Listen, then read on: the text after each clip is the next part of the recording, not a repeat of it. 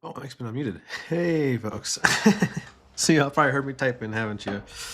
I'll go ahead and start 30 seconds early. I just noticed that. It doesn't really matter. Happy Friday. Excuse me. Yeah, great to be back for another SWU lunch stream. Let me turn the music down just a notch. And then we'll get going. How's everyone doing? Berto, thanks for hopping in. Shout out Berto, one of our first giveaway winners when we just started out. So yeah, I'm glad to be here. Let me go ahead and make sure I got my list pulled up. Let me know if the audio, I'm still figuring out like audio level stuff. So let me know if music's too loud, too quiet, either way. Always happy to hear any feedback.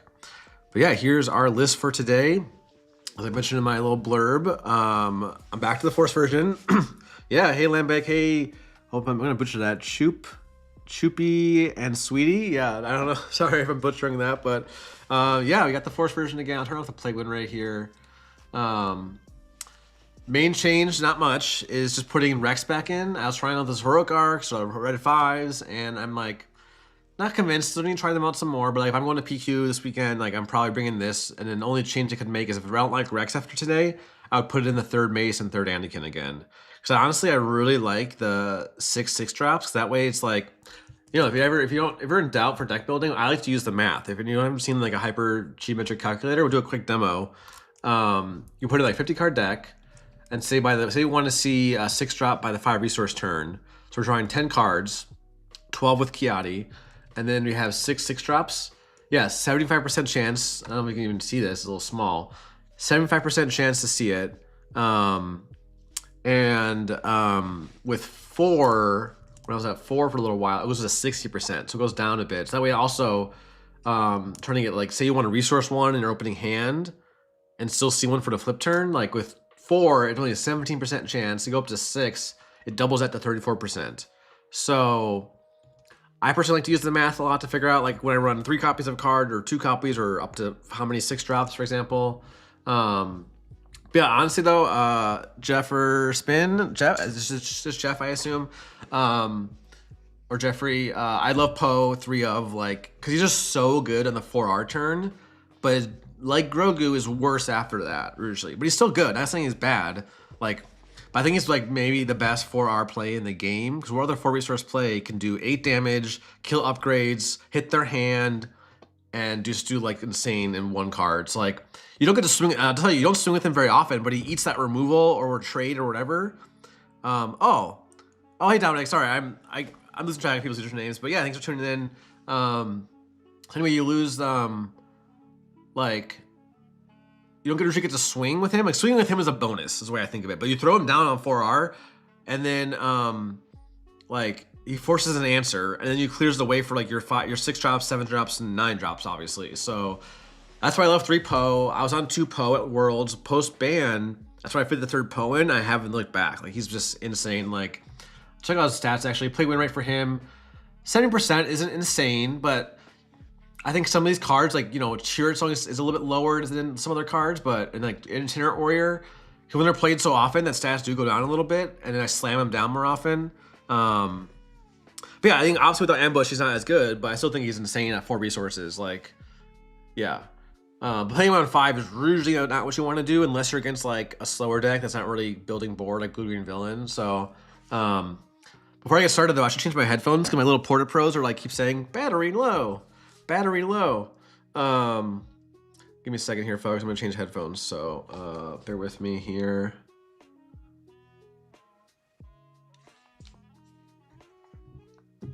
One second, folks. You can still hear me, but I'm not hearing the music. Give me a second. We are.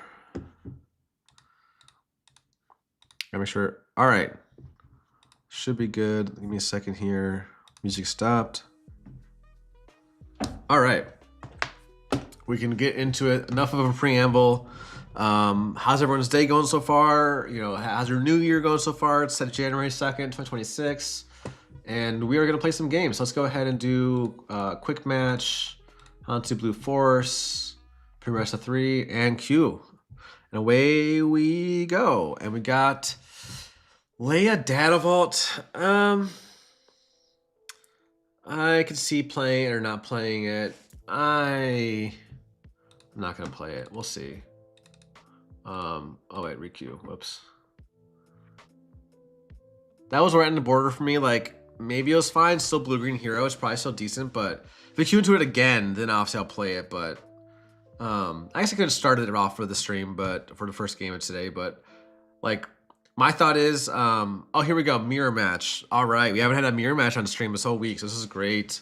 Hey, good luck, have fun. I get initiative, which is a great start. So I'll talk about the mirror match a little bit. Like, you want to win that initiative roll off, and then yeah, I got the Ogdo Bogdo. So like, if you don't have initiative, you have to mulligan a hand that doesn't have like a 3/3 or you can't keep Grogu, you can't keep Yaddle, you can't keep Marin turn 1. You need like a 3/3. Oh no, Landbag, I'm sorry to hear about losing that. Yeah, I get it. Which PQ are you going to? So we're gonna keep his hand. We don't really need the Cham. We'll go Ogdo into Marin. So we don't need the Cham. We probably don't need the Egg Nag this early. I like the Rex and I want to test the Rex out, and I like the Luke. So obviously. So this is a great start. Let's see. I will talk about. Yo, what up, Alex? Thanks for tuning in. Yeah, I won the coin flip. So skilled of me. Yeah, that's unfortunately what it often comes down to this mirror. Like, if you only it doesn't have, yeah.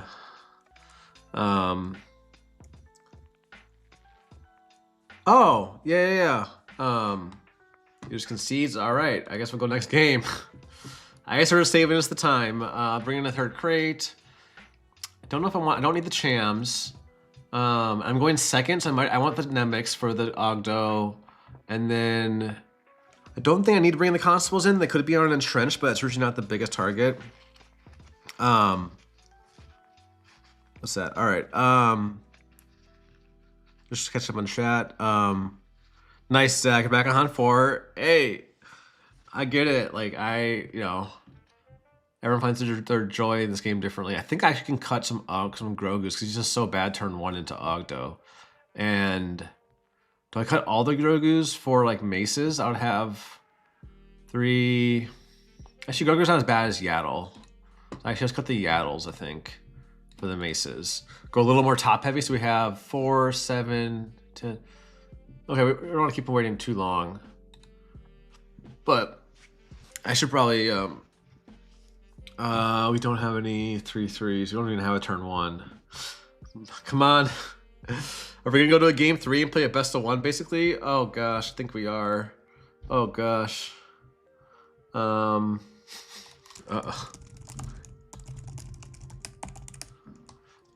This is rough. But let's see. I didn't finish counting how many turn 1s I had, and that's my bad. I should have probably done that because they might just be cooked.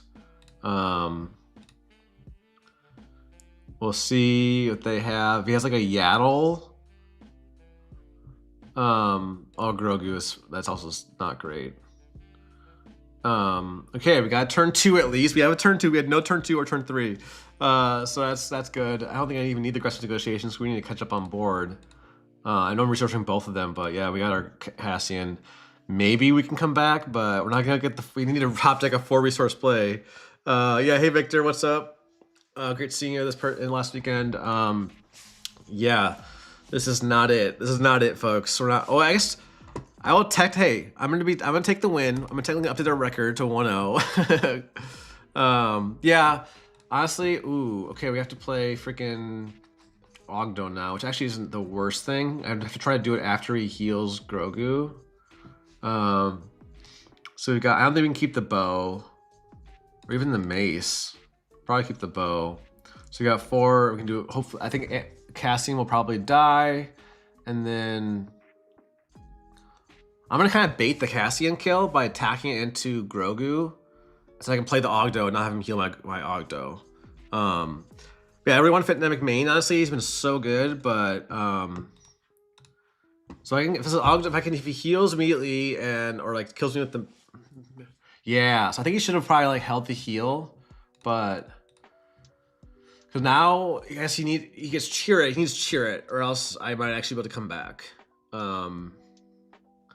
We will see, but this is not it. But we'll see. Yeah, thanks Victor. Yeah, I'm like, hey, everyone already knows I'm playing this deck in Mesa and in this regional, and oh, he plays Force Lightning. Why don't you just pitch that with Marin? Is my thought. He doesn't have a great play otherwise. So you got the double proc. So this is why we're gonna get cooked here because the double proc is like the mirror breaker for sure. And yeah, yikes. We do have a lot of good top end here. So if he doesn't have, he only has 3 cards, so maybe we're okay. But if it's an Anakin, we're just so cooked. So I can't even afford to like flip. So if he has Anakin, actually, he doesn't have double proc actually. So I think we can flip. I don't think anything can really counter us. He can play power out of aspect, but then we just scoop. We're already so behind. I need Anakin to kill something. Like, I need to like attack in and kill something with Anakin, or else I'm so behind. I'm already so behind. So we'll see. But I guess another Force Lightning. No, if us Force Lightning want to do it, guess I can't really. If I attack into anything, he just heals it with Grogu. He'll put 4 down to 2. No, let's just go ahead and play and shrink the Han, I guess, because that way he can't heal it. No, we're just very cooked. We're very cooked. But I don't, you know, in a tournament maybe I'd go next, but like I'm always thinking of fans of playing things out because who knows? Like this game isn't necessarily like it may not be over. All right, he has the Anakin too. That's fine. We just claim, and then we do have the Luke. So just he has to decide if he wants to save his Grogu or save the Anakin. So he just saved the Anakin. So now, hopefully we have something. Hopefully, yeah, Han's okay. Anakin's not gonna die. So we have the Luke. He could Luke too, but maybe we have a chance. Let's go ahead and kill this Grogu. Get the Force finally, and see how this goes. I mean, I don't think it's over. Depends on what he has for sure. Like if he doesn't have, if he whiffs, if I can drop a bow, we will see. Oh, I have the mace now too online, so I have options here. I think I'm just gonna slam the Luke and just hope he doesn't have Luke. It's kind of really behind, so you kind of just make him have it. I think just as a general rule of thumb, like he has it. So I have another Luke, but I think my Anakin live? No, my Anakin's not gonna live. I guess he'd have to trade in both his units, so I don't think he would do that. But could be wrong, but I don't know. I guess again, not having that turn 1 is brutal, but yeah, we'll see. If he ends up pitching a card, he probably should. Yeah. So I want to play this out just for curiosity's sake, but like I kind of want him to like attack in with both Han and Anakin, and then I can just slam bow.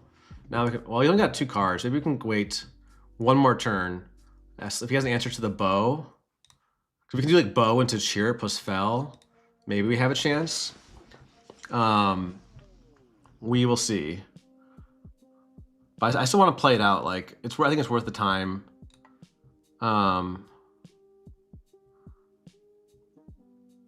Feels like a crate. Oh yeah, now we go next. All right. If you had like, that's why I don't think it was worth scooping, because it took us a couple extra minutes, even in a real tournament game. But so now we can put Yaddles back in. We have initiative. I think we don't need the mace. Well, mace is still pretty good because it kills a 6/5 Luke. I'm gonna cut out Qi'Ra. It's not as strong. Maybe cut a Poe. I know I was just talking high on Poe, but I just need to trim something. And then trim. I think that's it. Oh, we gotta trim something else. Maybe 1 Yaddle. I'll take initiative. Okay, we got Ogdo. Well, we don't have a great turn 2, but we have Ogdo with initiative. We kind of have to keep it. We do have a turn 2 and a 4/2 Qi'Ra, so it's like, it could be worse. So we'll get rid of the mace. We have 6/6 drops, so we can afford to get rid of 1. Did our record. And then after that, it's tough. Actually, do I get rid of the Qi'Ra and just plan on entrenching my Ogdo? Is the question. Or do I should keep the Qi'Ra. What if I draw a force unit, it's better. Yeah, I'll do this. I got the Ogdo with initiatives. Now it's like he has to have a 3/3 or else just, yeah, he has it. So now we got another Ogdo. Actually, I'm gonna play another Ogdo, I think. Or do I entrench my Ogdo so I can eat the Ezra? Become an 8/6. You can't fell it yet. I'd let him get the force. Maybe that's fine. No, I probably just hit face. I think we're at a beat down here, but yeah, I think the villainy package is gonna be rough though, so we have to actually like, we can't win the grind out. So I think we go face as opposed to trading. So the problem is if I trade in design this force this round, they're gonna get to play the initiative back. So it doesn't really matter. I'm gonna play this out. So a 10 is the worst case scenario here. That's okay. We're just beating him down at this point. So we're gonna go into Poe, into what's it called? Cassian probably next turn, into Luke. So this is great. I don't know I think he should have played his card out first to see what I was playing, because then he could have reacted to this. He could have I would have had to like either just slam Qi'Ra or like there. Yeah, so now we have an even empty board.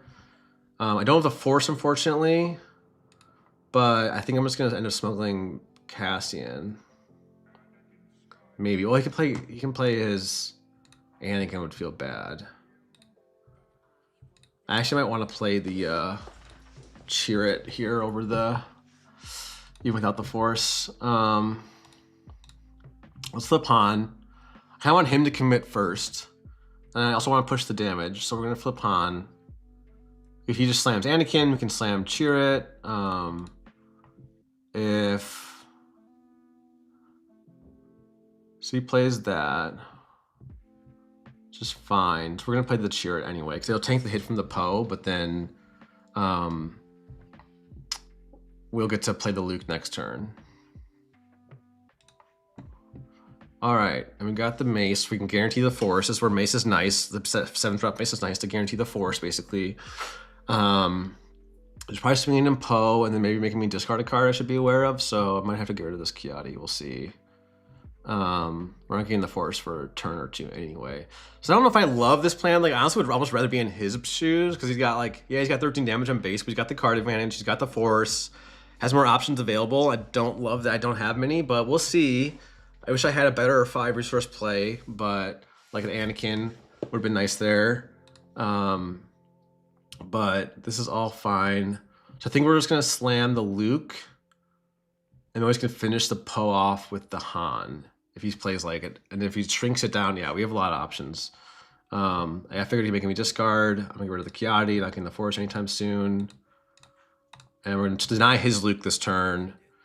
And then if say he shrinks my Han with like an Anakin, then we get to, he doesn't have double proc online, thankfully.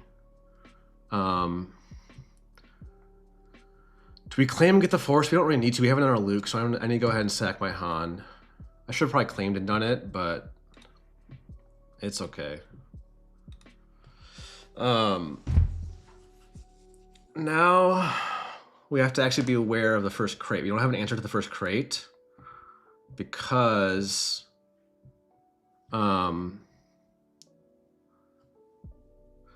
yeah, I could have just slammed Mace. I need to fix the delay on this a little bit, but we are swinging and getting the Force.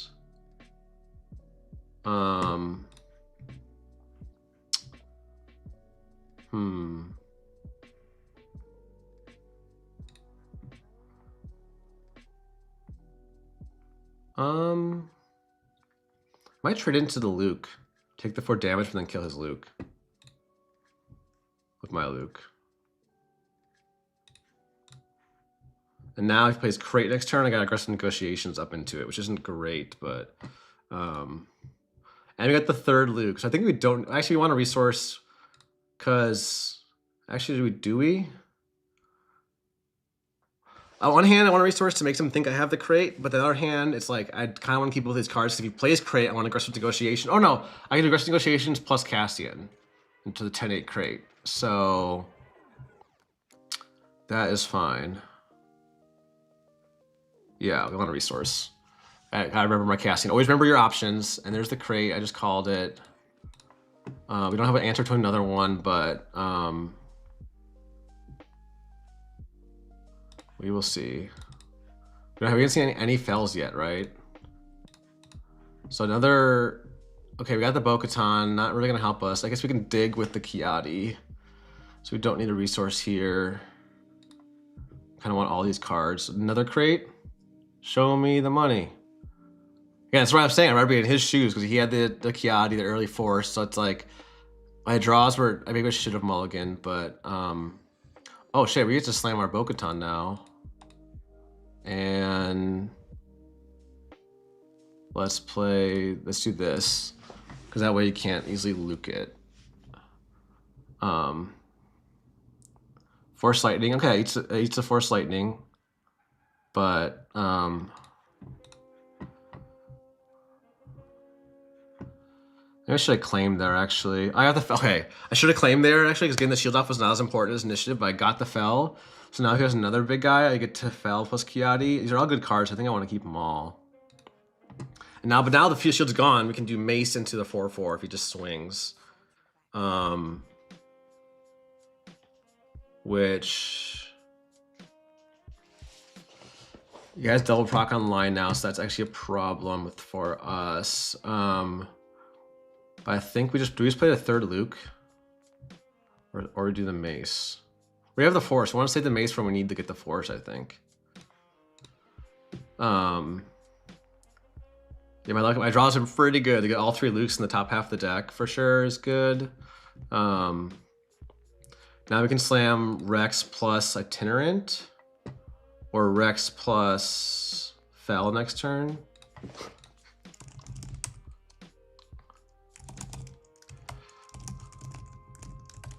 So I got all 3 Lukes, but I didn't see any crates when I got 1 bow. So I have still 3 crates in the deck, so we got pretty good odds, especially if we do a Qi'Ra. We're gonna do a Rex, because now if he crates or something, then we can do Fel. I don't want to do the 7/5 Rex since it just dies to the Anakin. Rex is pretty good here though. Rex is better than a lot of other things. We're gonna do.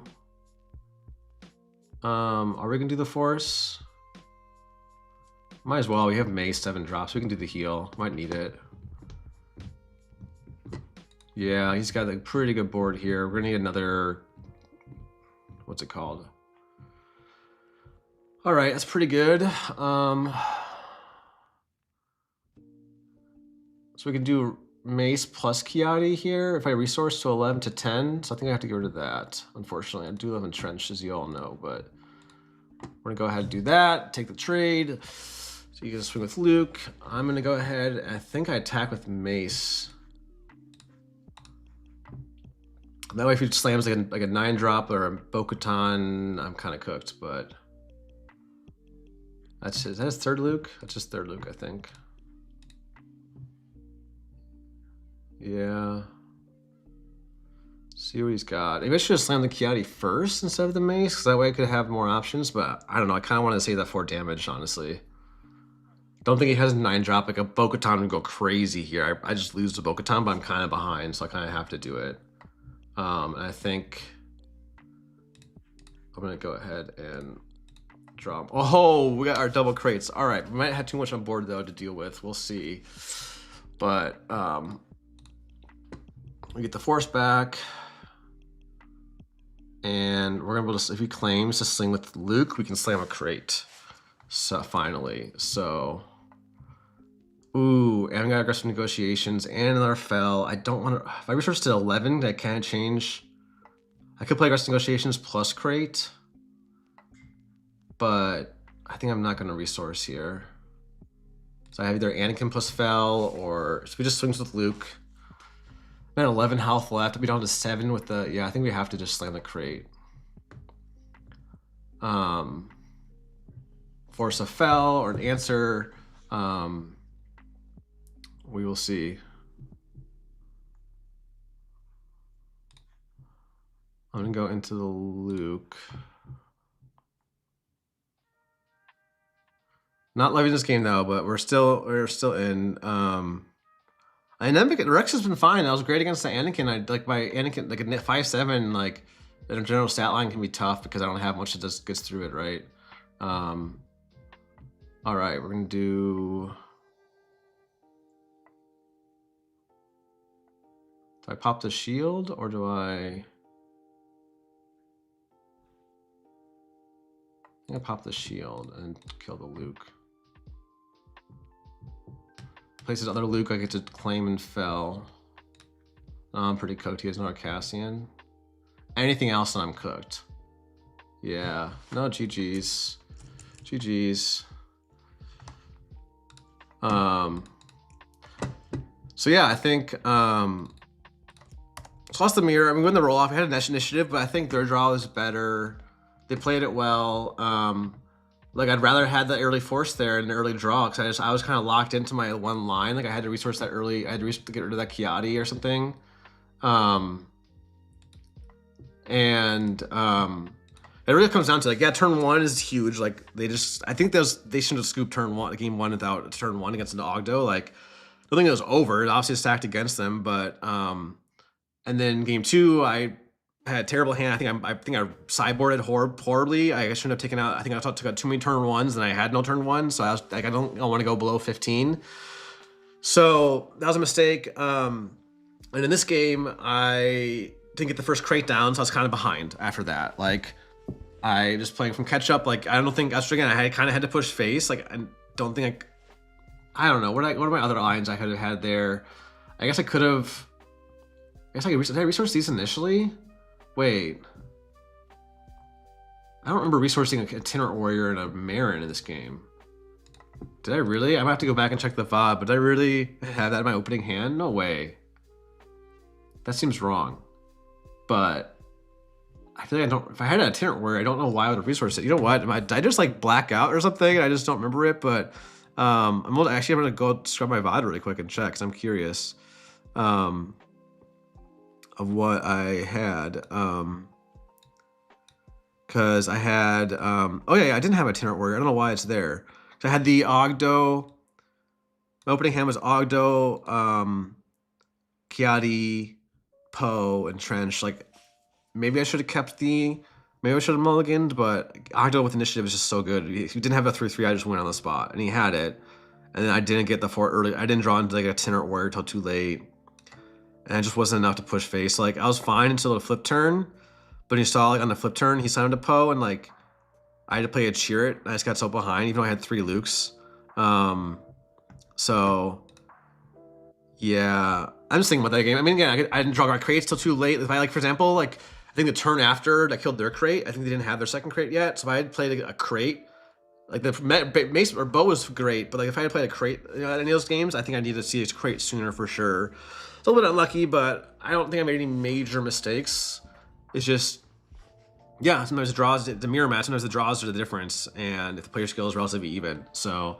And the initiative. So, but yeah, it's a good match. Good learning for sure. Hope it helped folks think about the mirror, because this deck is going to be on the rise. Obviously, I've been jamming it and promoting it, and Carlos won with it last weekend. So, yeah, we'll see. And so Julio said Rex entire phase, top end.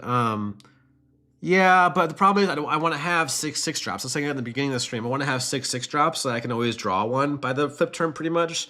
And if I go into 4/6 drops and cut those Rexes, then all right, it looks like today is the mirror match day. All right, we will see. We don't win the roll off this time. It's about even. We do have the Ogdo. Ogdo is always good going first or second here. I think we have to get rid of a bow because this is too early. So we're gonna go Ogdo into Marin into hopefully Qi'Ra or Poe. I think I'll get rid of the Anakin. Anakin or Poe? I think the Anakin. I like the Poe here. But I think I had to resource the 9, which is a little bit unfortunate, but otherwise this hand is fine, especially going second. Like, Ogdo going second is fine, because say they have like a 3/3 and they have to trade it into your Ogdo, you get to get initiative back. Yeah, I just didn't have a great 5 resource play that game. I think I had to resource a mace. I didn't have the force. Maybe I should just slam them. I think I had a mace, right? I could just slam a 6/4 mace instead of the 3/5 Qi'Ra, and then that would have traded with the Poe. Or actually, I could have not flipped my leader. Actually, yeah, thanks Julio for pointing that out. I think you were one who was saying just play slam the mace as a 6/4. I think you were right for sure. So we'll see. This goes better. We got the Ogdo into Ogdo. So now we'll see what they do. I think they should just go face because they have the initiative. Ooh, and we don't need the Cham. And we have the Ezra. Ezra's better here to Marin, obviously, because it can trade into Ogdo. I'm actually just going to play the Ezra first, because that way they play their unit. I now have the option of claiming and getting the force instead of, because now if they don't have like a itinerant warrior, if they only have like a 2/5 or a 3/5, I'm like, I just might be winning the game. Like, yeah, because now I can claim, kill the Ogdo with Ezra, give the XP to Ogdo, and now they have to trade into it if they wanted to not eat their Marin. I get the initiative back. So they might have to just claim here. And if they do, I just trade into Ogdos. So this is why really important. Oh, and they just do that. Okay. I'm still just gonna claim, get the force, and then you can maybe heal my Grogu or my Ogdo, but that's fine. So you see, folks, this is a really important little detail in both the mirror match and in any match, especially even with the Ogdo. Yeah, you want to swing Ogdo, but it can be more important to get the initiative and get the force. Because this deck, I was telling yesterday on stream, I think I mentioned it on stream, or maybe it was after the stream. My least favorite thing about Han2 Blue Force is relying on the initiative so much. So I'm gonna go ahead and give my guy an XP. So now I can heal the Ogdo so to put damage on Grogu. So that's like awkward for them. And then they can't get the force. I get to slam with Poe. I get to keep initiative. Like, we're in a really good spot here. Like, not gonna say it's game over by any means, but it's a really good spot. Now I have the option of doing Qi'Ra. Because for example, if I had just like traded Ogdos there and they play like, I don't know, their own itinerant warrior or something, like, there's just some ways. Yeah, hey Dominic, nice. So we used, okay, gets the force. I'm just gonna eat the Grogu now because Grogu is just a priority target to kill. Now if he slams Poe, okay, so that's actually great, because now I don't want to slam Poe, because it'll just die the itinerant. But now it's awkward for them, if I play my... Actually, wait, no, I think I want to play the Qi'Ra, because I don't have a good 5 resource play yet. And I don't draw one, the Poe is a backup. Let me do another Poe. So we're in a really good spot here. We have a 6/5 Ogdo, like an Ether Itinerant Warrior after they kill my Qi'Ra. We might not need that. We won't need the Grogu or the Ogdo, but I think I'll get rid of the Grogu, or I mean the Ogdo. And now we can play, we have a bunch of alliances this turn. Oh, this is a takedown. This is where I love a Anakin or a Rex to save this 4/4, but we don't have it, so we're gonna get the Force. And then basically just use this whole turn to takedown. That's why I'm not sure. Yeah, and it's almost not, oh, it doesn't take the free trade. Interesting. I don't know if I agree with that, but I'm thinking I'll just slam the Poe here. If they flip and want to push 3 damage to base, like I get to kill their leader next turn and play my own Luke, and we're just gonna claim. We don't even need a flip here. Yeah, they're pushing through 13 damage. We got so much health. We got Luke's coming down. We still have itinerants in the deck. We just drew an itinerant. I don't need the Grogu anymore now.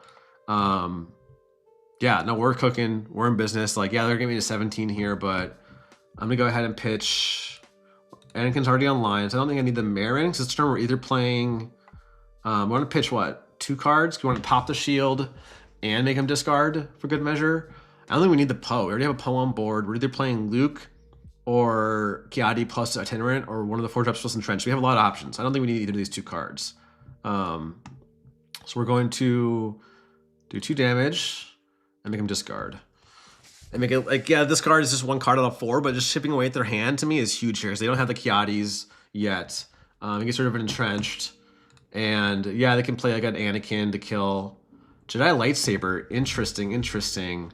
Nothing has died, so I think I just slammed the Luke to save me the damage. Like, yeah, I can entrench my Qi'Ra to trade in, but I think I just slammed the Luke here. I don't know if I like upgrades in this deck, honestly. Like, when you play upgrades, like other than Entrenched, I should say, other than Entrenched, because I think Entrenched is the exception because it's only 2 resources. But here, it's like their whole turn just to almost their entire turn here, and I get to do that, and we're, yeah, now I can pretty definitively say this game's over, right? But I've been ahead, like, now y'all can see like the difference, and I don't think I even need the draw at this point. Like, I'd rather keep the Entrenched to keep, like, it's my best answer to a crate right now. That's another thing though, that's basically the pivot points of the matchup, which I think are maybe obvious, is like the starting turn 1, you know, like Ogdo versus no Ogdo, or Grogu versus no Grogu. It's the flip turn, who can navigate that and getting the Luke down first. And then 3 is the crate, getting the first crate to stick. So he kills me there. I don't even need to kill that Grogu, honestly. I just need to swing the base at this point. And he might Luke my Poe, but then I guess I should have swung with the other one first. Just swing with Poe first. And pitch a Rex, I guess. I don't even care about the 2 damage on base. Even I could do the math and see how many flipped actions I have, but do they have the Force? I guess I could defeat my Luke, but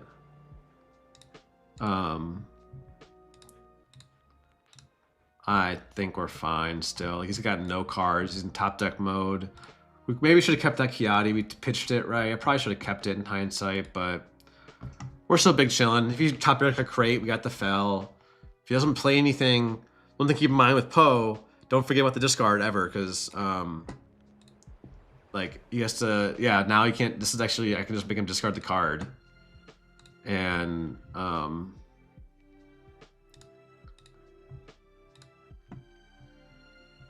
at a Rival's Fall. I had to slam the Rival's Fall for sure first. That's where they made a mistake, but they're already so behind that that one, I guess I just run over it. I don't really need to like I said, I might have missed lethal actually, didn't I? But it doesn't really matter, right? We're in such a good position. Don't even need a resource here. Do they really? Okay. They could have just, okay, I was gonna say. Let's GG. So we're gonna do what did we do last time? I don't have an issue this time. We want the 3rd crate, we want the 2 mace, we want the Nemix. They have Jedi lightsaber. I might want the constables. So I actually have to think about what we want to cut from here. So I think I'll cut the Grogu's. Put in like 5 technically turn 1 plays. So we can cut some turn 1s this time. We can cut the Chams. And then maybe a Poe. Just because like I guess Poe is not as good in this turn in the 6-4 in this matchup because they have we have itinerants. Itinerants is straight easy. Let me update my record. So we got 2 more. We could probably trim a Qi'Ra. It's not an aggro matchup, so like Qi'Ra is obviously so good, but like I think I can afford to trim 1.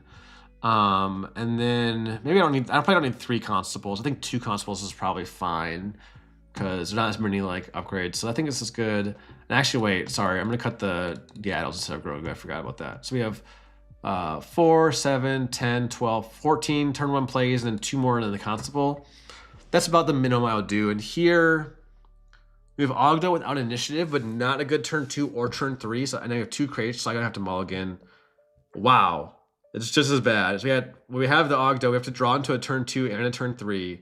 Maybe I'm being punished for going below 15 turn 1s. I think it's the universe telling me do not go below 15 turn 1s. I have to resource a crate and probably the Anakin. So we will see if we can top deck, or our top decks are going to be for turn 2 and turn 3. But if he just heals my Ogdo here down to the Grogu, we're kind of cooked. But not everyone knows that line yet, because if we're picking up the deck, it's easy to like. All right, see, okay, we look-sacked our way into the Ezra. Might have to keep the Fel as a possible 4 resource play. I really don't want to get rid of the next crate or next Anakin, so I'm gonna have to get rid of the mace, I think. Just because it's not that great on 6 resources. It's more of a 7 resource play in this matchup because you want to play it. So I think I have to get rid of, I'll just keep the Fel. Just because like say he plays like a Poe on 4 resources and I don't have, I'm with my next 2 draws. I need to have something to play. He force chokes me, which is actually pretty bad, but I get the draw. So we get the draw, which actually really needed the draw. So maybe this is okay. But I do want to try out force choke. Like this deck can struggle into the 5 R breakpoints, right? So it could be good for sure. So we got that. I'm gonna go ahead and get the force. I don't know if it makes sense to swing into Grogu. Probably not, because then he could kill me. Right? I put 3 on when he heals, does 2. Now if he just slams a Poe, okay, it doesn't play a Poe, I'll play my Qi'Ra. If it's on Poe, I have the Fel, so I'm glad I kept the Fel. The mace is like nice to have, but I don't think it's like a strictly necessary. I don't like seeing this in my resource row, but yeah, I think this is fine.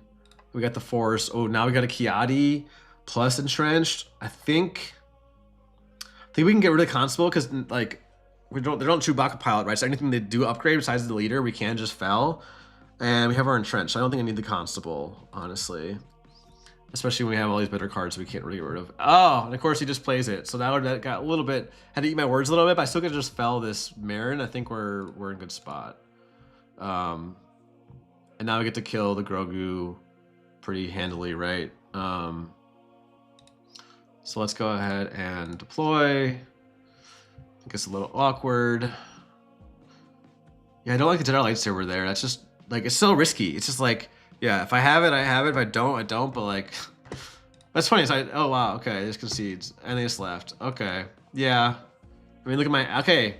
So we saved it. We saved it. But, like, I think the difference there was maybe that my list is a little more refined, or not saying more refined, but, like, definitely better. They might have the villain package there, but the villain package is, like, obviously it's insane if you can get it off by the 5 resource turn, which is not very likely. I haven't done the math on that. It's kind of hard to do the math, but it is a mirror breaker for sure. Like, I learned the hard way. Shout out Eric Hunter. No, he's a big player in the East Coast. Like, he smoked me day 2 Galactic. So he had like 1 Tranquility main. So I think in our game 1, he like gets Forces Lightning early in the game. I'm like, all right, I'm ahead. But like he has Anakin. He plays Anakin double proc, and then I kill Anakin, and he didn't Tranquilities to bring it back. And I was like, I am cooked. I am as cooked can ever be.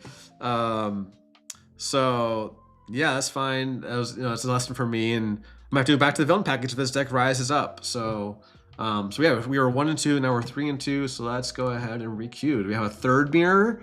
A third mirror, folks. Let's see what we get here. But how's everyone's Friday doing? Thanks for tuning in, especially if you've been here all week or if you're just here for today. Appreciate it. I'm alexkrez. I'm starting these streams every Monday through Friday, 11 to 2 p.m. Central.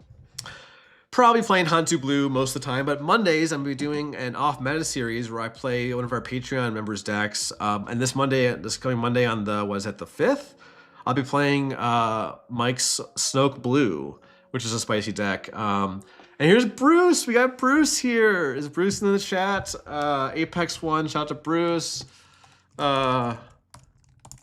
And we got a matchup here against Anakin DV. So shout out to Bruce.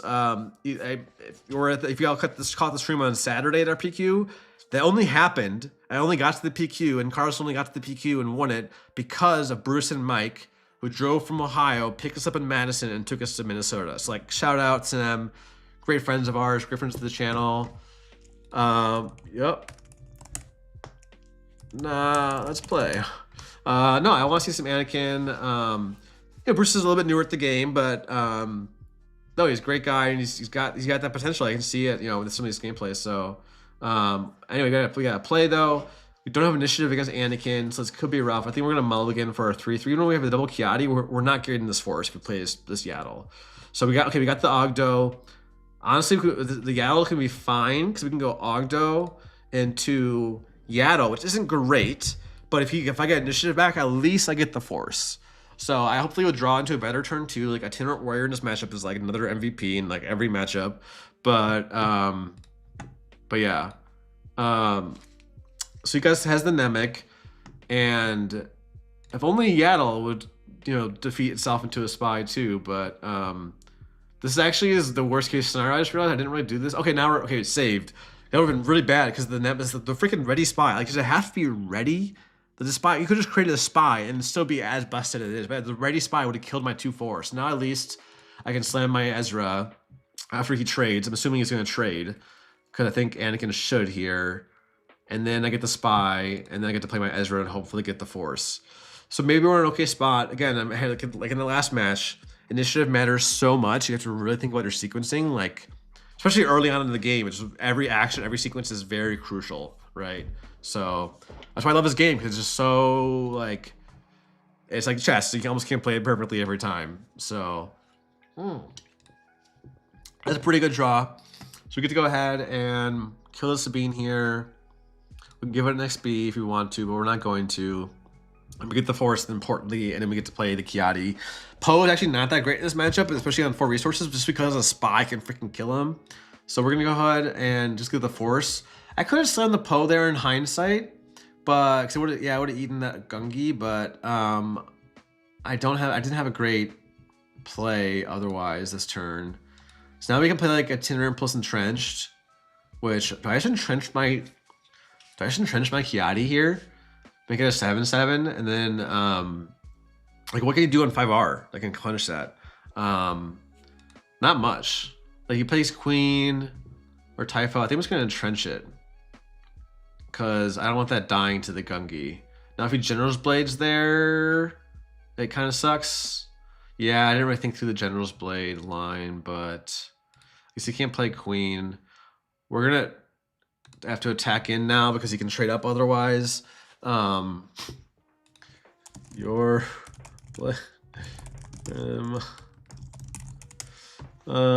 then we get to play. He gets to play a 4-drop, but we get to play a 4-drop too. So maybe I should have saved the Entrench for the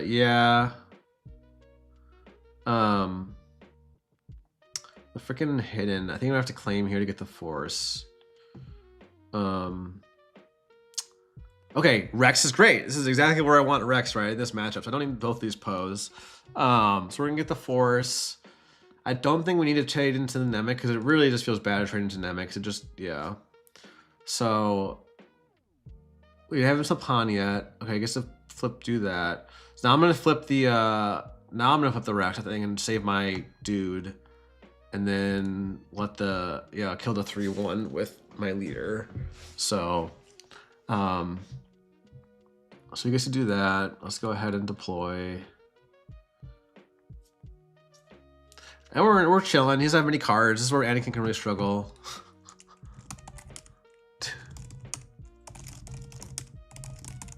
You can go back. I don't think he would have done it if it wasn't for that. Let's go back. Again, when I'm playing as like friends. Yeah, Bruce says hi to chat. Oh, yeah, you guys can see his chat. Right over, oh, wait, I can't point this way. This way. Hey, there we go. Directions are hard. And then I'll go back another action. Well, I was just saying how like when I'm playing against like friends and we're just testing and stuff, like we're very lenient with the takebacks. If we were like, oh wait, that was objectively the wrong line, or that was objectively the mistake, not with new information, of course, not like I drew with Qi'Ra. So then now, like, you know, so now we just claim, and so if I attack into there, he can like, okay. Yeah, we're chilling. We're mad chilling. We don't really need the Poe anymore. Well, we can play for 7. You can play Kellerin. But yeah, Luke's. I was almost considering trading with the Tanner there to get Luke online, but this way, that's a little bit annoying. But I think we just trade in a Tanner and kill the Kellerin. Think. It's a little, I don't think I thought this through properly, because now I can claim, kill a Cobb, and then I can't play the crate next turn, but I can play Palp plus Qi'Ra, so I've got the Entrench for his first home 1, so home 1's like the best answer to anyone, or sorry, Entrench is the best answer to any home 1, because like, yeah, they get the restore, but it really doesn't matter that much, and it saves only 2 resources, like, it saves you a Fel for like their bigger stuff. I would props just kill Han, by the way.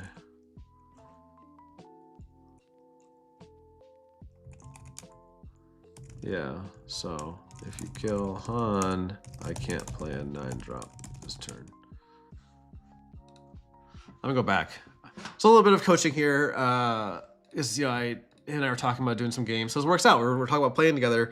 But yeah, like I think against my deck, you want to think about that Han action ability, look at the resource turn, and that way you know that like I might be a little greedy here about swinging with the Luke, but I think I can afford it. Like he has like you don't have much hard removal, right? So I think I can afford to do that, and I got the Qi'Ra, so I get the force back. Like it doesn't seem that greedy, because I don't know what they don't have. Like it fell out of aspect there for 6 would have been fine to kill my Luke, because that's our entire turn. I get to play my Qi'Ra into Qi'Ra, and we're just fine.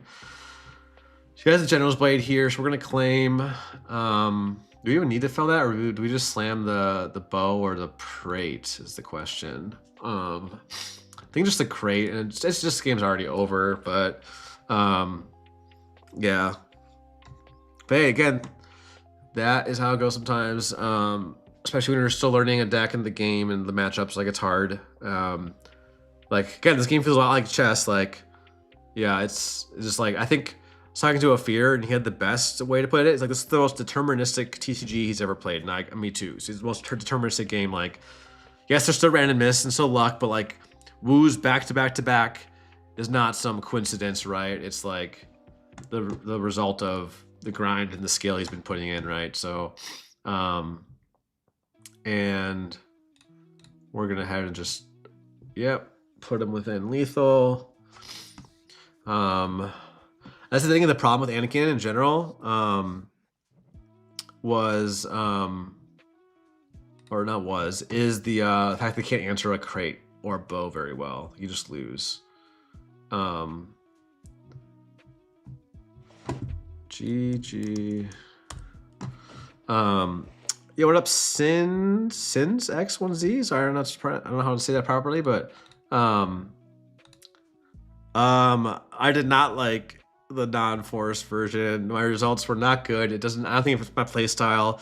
Not saying the deck is bad, that doesn't by any means at all. Just not for me. And maybe some of the matchups are bad, like the Han2 ECL. So here I want the 3 dudes for the General Blaze. I want the Nemec. Going second now, I actually want to side out for sure the Yaddles for the 3-1 and the 2-3-2s. And then I probably want the Maces. I don't think they run ramps. I probably can cut the Chams. And then like I said, Poe's not amazing, can still be okay, but he's not amazing. He's better on 5 resources if like you have a Qi'Ra or something to protect him. And I like the Rex, obviously. Don't really need the Owen because you can't really play him early because of initiative, and there's no power dark side to play around. Don't know if I even need the 3rd crate, but I think I could cut.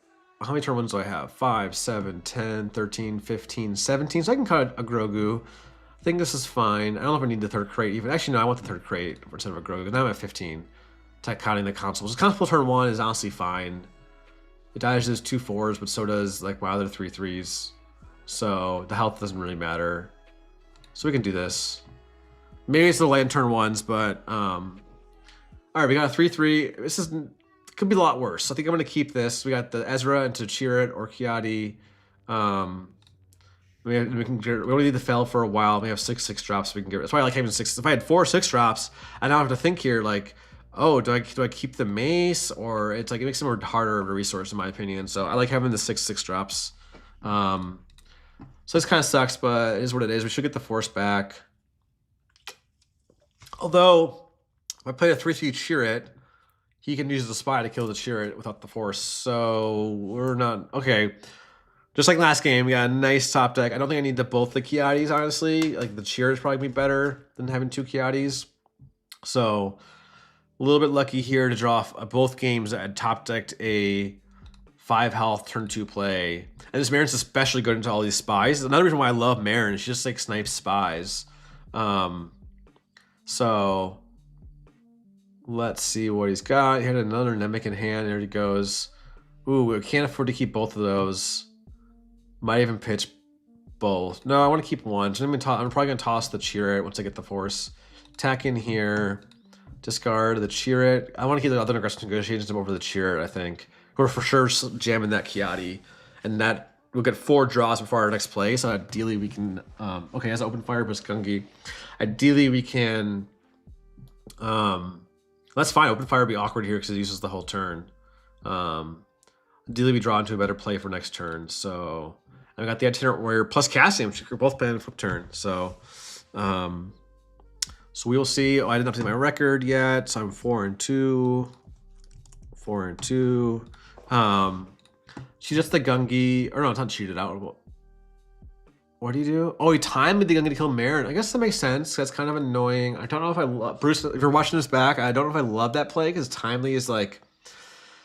You could just slam the Gungi. It feels kind of bad, but or open fired. It would have been like, I don't know if the Marin was that priority of a kill, to be honest. And now I have 2 6 drops. Like I just talked about having 6/6 drops. Like the odds of drawing multiple is much higher. So we get the force back. We have our Anakin online, our Mace online. We can play. Yeah, I think I like an Egg for the trade up into Anakin out of nowhere, so I can like do a +4 with Han. And now. I'm trying to think which one I want to play between the Mace or the Anakin. And I think I lean towards the Anakin just because that way I can keep the force in case I don't get it back. And then actually I could just deploy. No, keep Han healthy. But I think I like. Which one do I like better? I'm trying to think. So I'm trying to think. Obviously, the thought is. Does it have things where I need to get through shields? Then I want to keep the Anakin, but if like the 4 damage is like, I think I'm gonna use the Anakin. It's a little bit tight. It might not end up mattering, but we will see. And now, wow, I don't. These last 4 draws have been crazy. This is where it's chaotic. Like think about it. I would have been a turn behind these draws, but not that I needed these draws exactly. But just let me stop there. I don't need to hammer home how good Qi'Ra Mundi is, right? And now I can. Wow, I can trade into here. And if he flips into it, I can just aggressive negotiations up. Which I don't... Okay, he's not going to walk into that. So good job, Bruce. Let's go ahead and shrink that down with Luke and just kill it. And he can't do the disclose. I think you just have to flip and kill Annie. By the way. Like I think it's a common pitfall. Cause he's so behind. I think he has to flip here. I don't know. You're just so behind. Can't be too greedy with the flip. I don't know, I don't play Anakin, so I could be wrong, but like I feel like I see that mistake all the time where Anakin's like don't get a good flip and they don't flip because of it, and I feel like you have to just like take the trade. It's not Kylo 5 it's Harkentown. Oh. But I don't need the mace. Yeah, we got so much gas here. There's no, we got the board. It's just over. Well, just saying in general, I see a lot of Annies do that. Not flip to save it for a bigger one. So if you're playing, if you're an Anakin player in the chat, I think is it Jack from Illinois who plays Anakin Blue, might be lurking, but there's a lot of Anakin players that I think I've seen this before. I think it's yeah, and yeah. So I think that's totally fair. Bruce, if you're listening, I totally get it. Like it's easy to be greedy. Like you want Anakin to be big. Like I still have like what 24 health left or 20. I can't do math. 26. Math is hard.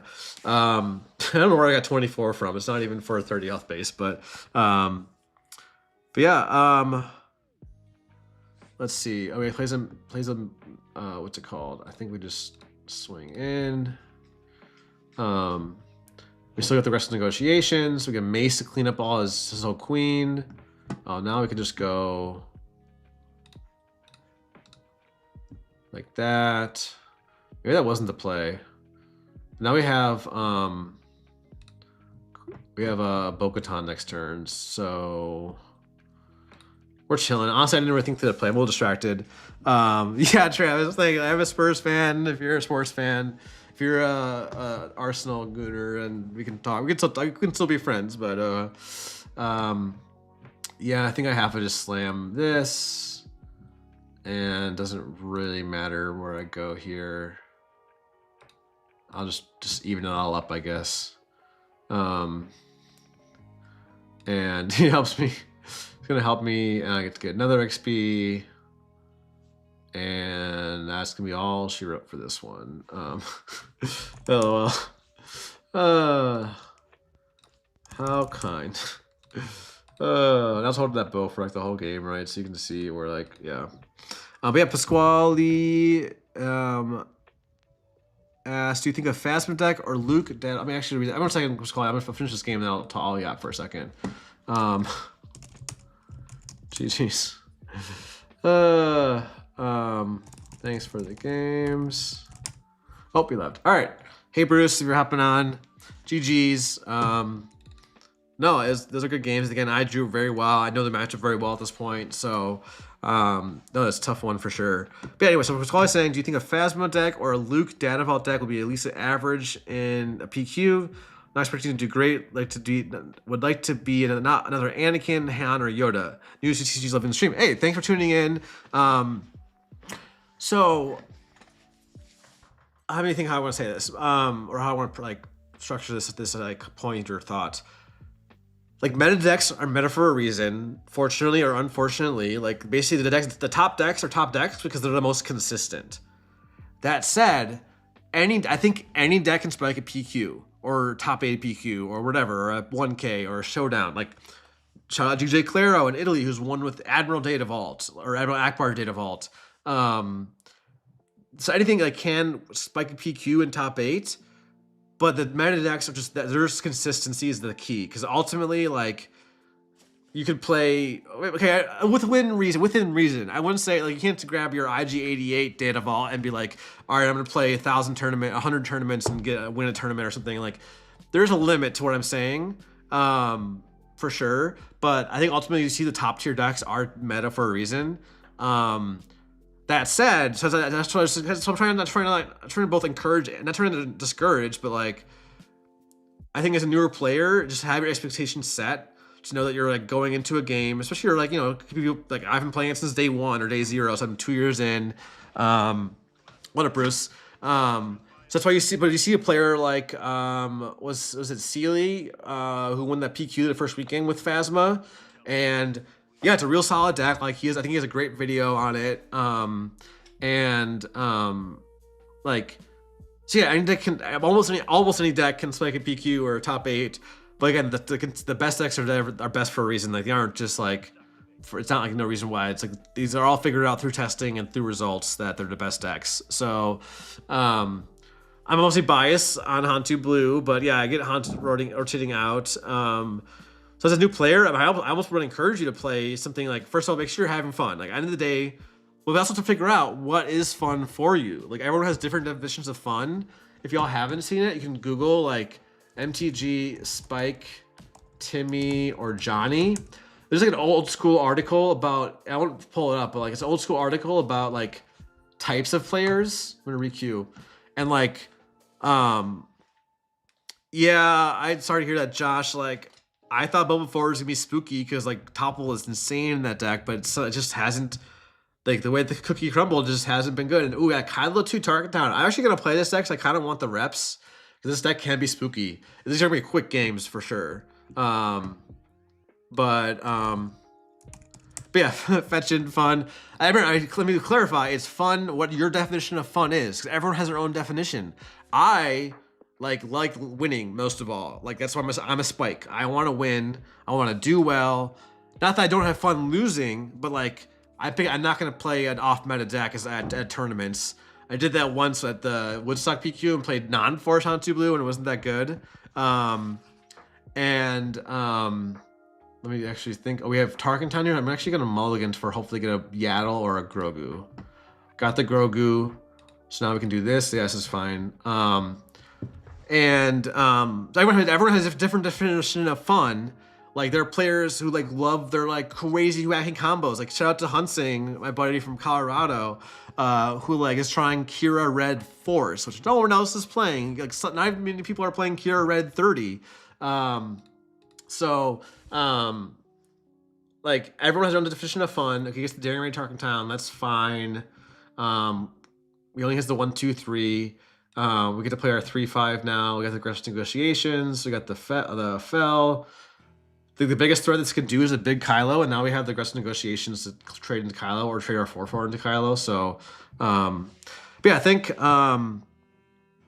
play with it. Yeah, I think that's another big point I didn't bring up, Pasquale, is the reps. Like, reps really matter in this game. You don't need a bajillion reps like I have, and I can do with my time and life that I have. You do need to have like, you need to be comfortable with the deck, and like you can't be like reading your own cards when you're playing or something. But like it's fine to read your opponent's cards. But yeah, I think you need to be thinking about that. And what did he do? He force choked me. Interesting. So we don't get the. Okay, Turret Warrior here is like clutch because I get to trade into his Kylo probably. And then we don't need the Qi'Ra draw. So we're just gonna slam it. Hopefully we don't die, but yeah, you have the most fun with Luke Dadavolt. Yes, Laura, great point. Thanks, shout out Laura in the chat from Madison. There is no shame in playing the best deck. There also is no shame in playing your fun off-meta deck. Like there's no. Also, I'll be totally honest. I'm a net decker. I net deck and tweak. Like I'm not a good original deck builder.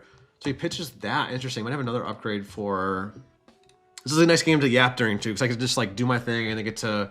Yep, there's the Fallen Lightsaber, taking a bunch of damage, but oh, is he gonna trade in? He should probably trade in. He doesn't trade in, so that means I get to kill Kylo now. That's all I get to do though, so I don't need this. I'm only taking 2 more damage this turn, so I think I'm in an okay spot. I have the Qi'Ra, and I'll get the Force. So this is where I like aggressive negotiations, because I don't know how I had an answer for a big leader like that otherwise. But yeah, anyway, I'm a net decker. Like I'm not George the Hulk from Boston who can make some crazy spicy brew. But instead, like I'll net deck and tweak. So yeah, takedown would be good in this matchup for sure, but Battle Fury is a bit annoying, but doable, I think. So we can fell it next turn, or I can just attack in Han twice. No, I'm not gonna attack in Han twice. Hopefully, he can't play anything else. Or he has to discard. So now we get to foul. We're a little bit spooky with how much damage we have. If we can draw, we have a. Oh, that's if we're gonna draw the Yaddle. We either can drop Qi'Ra or we can. I think I like Qi'Ra plus Yaddle because that doesn't get through. Oh, it has Saboteur. It has Saboteur. Let's not forget about that. So always read the card. This deck like can run out of steam if it can stabilize. Oh shit, what was that? If there's a second burn spell, I have another generator, I just lose by a half to get this Yaddle down. But it's okay. They did a pretty hot start. They kind of had their like ideal start, like the Terran Raid Tarkentown, the early answers to my board. Like it was gonna be tough. But I didn't have the best start, right? I don't know, okay, I guess my start was fine. I had the Grogu actually. I think it's just a tough matchup, or can be a tough matchup, I should say. We'll see if he drew the burn. It did not. So we get to get the restore. And we want to dump our hand so that they can't do another one of those Chaos of Wars. So we're gonna go ahead and Dirtle. Actually, no, I don't want to attack yet in case he has something else like a 1-drop. We're gonna cheat out Anakin, I think. And then if they claim, I get to cheat out Ogdo. So we'll see. But Adam's saying I got my first PQ, and then with the P at red. Yeah, reps matter, and P at red is like a fine deck. Hope we'll see. But close one either way. If he draws the Chaos of War, nope. So we're gonna go ahead and get the restore in. GG. All right, so now we can bring in our upgrade hate, our low end, cut all the top end. Can probably keep the maces because if we get to that far, they're pretty good. Sorry, one sec. First time sour for this match. So we don't need. We need all our low end basically. We don't need the Chams. I guess you can trade into Kylo. We have other 4-drops that could do that. And then maybe I don't need all the pose because he's kind of too slow. I don't need any pose. He's a little bit slow. So I can't really play him on the flip turn because he just dies to like a 2-drop that gets +2'd. But I think this is fine. We're really low to the ground now, so we'll see. But catching up on chat. Peepers up deck to play. Equivalent targets at 3. Other deck suggestions right now. I mean, I love Han2 Force. I don't know. Again, if you like the 30, check out. If you're not part of K2D, check them out. Cardo's been jamming that. Here we can keep. I think we can keep this because we don't have we have a Tarkentown target turn 1. Marin or Itinerant are just so good. Like they're probably like. I think it's not worth hard mulling for a better thing. So I think I can get rid of my top end here. We're gonna go Ogdo into either Itinerant or Marin, and they have Qi'Ra. So I think we have enough early game stabilization here because Marin is really good in this matchup, and in any weenie deck, Marin is so good. And she can kill Kylo on flip. So I actually played this deck against this deck in my top 8 run in Portland, and my opponent was like, I don't know if it was the overconfidence, but said at the beginning of the game he likes the matchup, and then I won 2-0 because I drew like this, and I had open fire main, so I was like open fire or takedown just wrecks Kylo, right? He gets the Mig start, which is a bit spooky, but we'll make him force to burn the Tarkentown here, which honestly is fine. It's a general Tarkentown thing. Is it like, and Bird, I'll get back to you in a second about what other decks. I gotta update my record, but I kind of like the Entrenched. They play like they might have like Ruthless Raider like in the sideboard or something. I think I like Itinerant Warrior gets like pinged off. So I think I'm gonna go with the Marin. Because if he doesn't have a good answer to it, like it can get killed by this Migs. He could like Fallen Saber to Migs, which would be a little bit spooky, but I think oh Josh, okay. Yeah, I think it's best to play 1 leader. Like it is best that this game does reward specialization and get the Force Choke, but that's all he can do. I guess he can pump 4 damage, but we're still in a fairly good spot. Gets rid of the Holocron. Don't really need the Qi'Ra for the draw in this matchup, so okay, I don't need both Qi'Ras. It's kind of awkward draw there. I'm not gonna drive the Qi'Ra because I want to wait till I try and get the Force. So we're gonna grab the Itinerant and I want the heal, but I also generally I just need to stick a unit so I can kill Kylo. Honestly, is kind of where this is at where I'm at right now. Like Let's see if he trades. He probably should trade in. Oh, this is 2 to base. Yeah, I'm taking a lot of damage here. He might get this one. Oh, he doesn't have the upgrade though. He doesn't have the upgrade. So maybe we're gonna be okay. We'll see. I'm not sure. You don't need to draw. So we have to kill the Kylo. And then if he doesn't swing with the 4-2, I get to entrench it and slam down my Qi'Ra. So see what he top decked. Josh,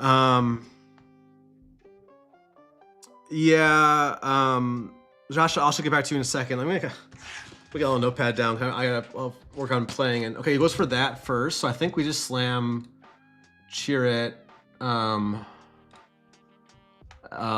Qi'Ra because it doesn't get through the mix. He can discard and like, but he only has 1 card in hand, so I think he wants to discard here, so he can get that 2 damage to base, but then I get to entrench and he doesn't play anything. I guess he could, yeah. That's a little spooky, but I think we can just go ahead and entrench the 4-2 now. Because he's not gonna get into base. He has to go through my Qi'Ra. And then we might be okay, folks. Let's see. This is a close one. But yeah, Josh, you're talking about like Tip's not getting upset when losing. Is that what you're saying? Let's deploy Han. I think we're not gonna attack in yet.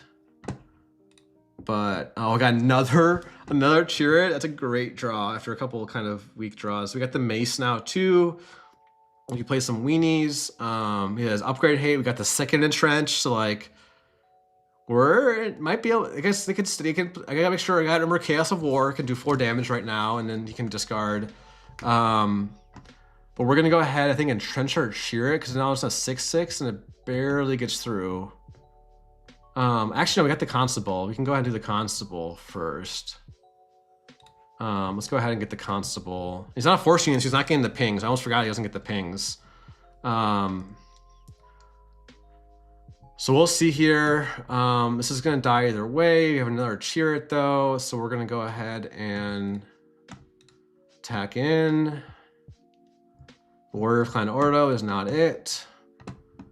So we're not dead to Chaos of War.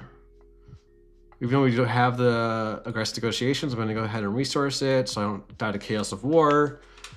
Now I died to Chaos of War plus Daring Raid still, but yeah, I think it's a tough time for what's it called? He has the Chaos of War, that makes sense. How much damage do we have? 4, 7, 10, 17, we're 8 off. We can play the mace for 5 more, so we're 3 off. Or we can play Entrench plus Anakin. No, we still would draw. We'd still have at least 2 cards in hand next play. So I think we're just going to go ahead and see if he draws the Chaos of War. And we'll see. Well, I won't say anything. I don't like to tilt people. Dang. GG's. All right, I'll take a quick pause. Yeah, I also won the game, so we're back to a 7. We're up to a 7-2, folks. But yeah, Carlos is, again, shout out Carlos to my team. Carlos Apodaca, one of the best Quinlins in the world, if not the best. I'm biased, think he's the best. Like he's beaten Wu in top 8 of Seattle, right, with it. So, and oh yeah, the entrench for the aggression and upgrade. He didn't see aggression at all. That's pretty lucky of me. But yeah, he's on Han2 Blue Force right now. Like he picked up my deck and made it better than what I've been playing, and so he's cracked. He's talking about deck builders. Carlos is a great deck builder. So if you check out in our Discord, if you're not in there, the link's below. We have a deckless gauntlet, which is kind of a starting place for a lot of decks. And they're a little out of date, they're about almost a month out of date, but it's still a good starting point. Because again, I'm a net decker and tweaker. I'm not an original deck builder. And I also I think no one should have any shame in consulting other lists. You can build your own deck, but I think it's still, if you want to build your own deck, but you can still check other lists like PQ winners or PQ top 8s. It's valuable data for sure. But yeah, if not getting mad about losing, you only play one leader, don't want to switch to make more meta leader. And oh, I guess Rex, I basically have a couple flex spots for him, and I was trying it out the red 5s or the heroic arcs, but I'm kind of I didn't like going down to 4/6 drops, which is why, and let's see what the play win rate is now. So he's actually the highest performing 6 drops according to my play win rate by like 1 percentage point, which is like pretty negligible. So they're all performing pretty evenly. I kind of like the split though, because they all deserve different roles. Like Mace is better for hitting space, Anakin goes through Amidala and shield, and then Rex is for like when you want to just get a big sentinel down or like stop a big swing or stop an Anakin or something. All right, we got Han4 DV, which Zach, you're in the chat. This is like your deck, right? So I'll play it. This could be a tricky deck. I'm like have fun.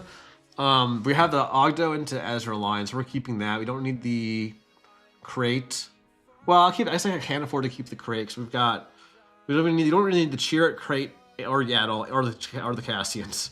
So but anyway, in terms of how to get tilted basically. I had a whole interlude yesterday. If you watch my stream or go back to my VOD, like 3/4 through before my last match, before the Obi-Wan match, I was tilted with a capital T, folks. Like I almost wanted to just like rage quit the stream or something, but instead I took a pause. The number 1 break, timeout. Just take a timeout. Like against basketball, I love basketball. I'm wearing my Bucks shirt today. I'm going to the game tonight. In basketball, when the other team hits like 3 threes in a row, you take a timeout. And that's because you gotta cool off. You gotta, take a breather. So that's the number 1 thing. Oops. That's the number 1 thing is like take a breath. And I actually have a whole like detilt routine, which I was gonna make a video about, but now I guess it's now gonna be on two different streams. But basically, I go like in the tournament, I like go into the bathroom stall and sit down in the stall. I don't use the urinal, and I put some headphones on and I pick a song that like detilts me. I have a song that detilts me. I can play it later, but it's called you can type in the chat. I don't know if everyone likes dance music, but it's Won't Give Up by Sosa. And okay, we got a resource here. I almost forgot the resource. We don't need the Yaddle now. Marin actually might be better than the Ezra, funnily enough, because they can hit that 1/2 in space. If they pilot it, then I won't. But if they just swing with the 1/2, then I think I'm gonna go ahead and play the Marin over the Ezra. Yeah, even though the Ezra can get the XP on Ogdo, like they could just play the capture ship here, the Sanctuary Shuttle, and I'm kind of just in a bad spot if I played the Ezra. So we'll see. Yep, that's like I said. Oh, they captured the Marin now. So like this is how good Marin was, because they actually captured the Marin over the Ogdo, right? So that shows. I don't think we're gonna get to Bo-Katan. But this is looking a little spooky here. I might need to put in those bombing runs back in the side over like the 7-drop mace or something. I need to upgrade. If I can cut one of these and like 1 mace or something. But bombing runs might be needed. So I pilots that ship. That makes sense to me. I'm gonna go ahead and do the Ezra over the Qi'Ra because it's basically the same exact unit with better upsides. The Sentinel is kind of irrelevant. So this matchup's a little spooky. I think this deck can struggle in the space aggro because you only have a small set of cards that are actually good in the space aggro, which is like your Entrenched and your Fells and your Maces. So that's why I used to run. Oh my god, it runs Neon Nub too. I've really got to draw my 6-drop mace. That would be pretty key. That's where this is the argument against Rex, is because he's not that great here. And now I get to slam the Poe at least, but still, I'm gonna get the Force. And hopefully you can't have if there's another capture ship, it might just be GG. But he only got 2 cards in hand. He's pushing 4, 8, 9, 12 up to 24. Yeah, we're losing this race for sure. But it's where if we had drawn that freaking mace, maybe they would have had a chance here. But even aggressive negotiations, it's not going to be enough, is it? If I slam this Poe, Poe would be, I'd have 5 cards, so plus 4, 10. I only can do 12. I should have waited to play the Poe and played the. Actually, yeah, I should. Whatever, it's too late. I should have waited. Like, made him think I had an answer to his flip. Yeah, fetching. I think it's the main downside of this deck, but the meta isn't very heavy on space aggro. But the deck can be tuned for it. Like I put open fires in my deck for main deck in what's it called, in Galactics, because of that. And here we get, so actually the aggressive negotiations would be lethal here if we top deck it. So they might just claim and have lethal. Cassian is lethal. Cassian's red. All right, do we get the top deck? Do we get the top deck? Oh, no top deck. We had the out though. We had an out. Ooh, didn't get my out. GG.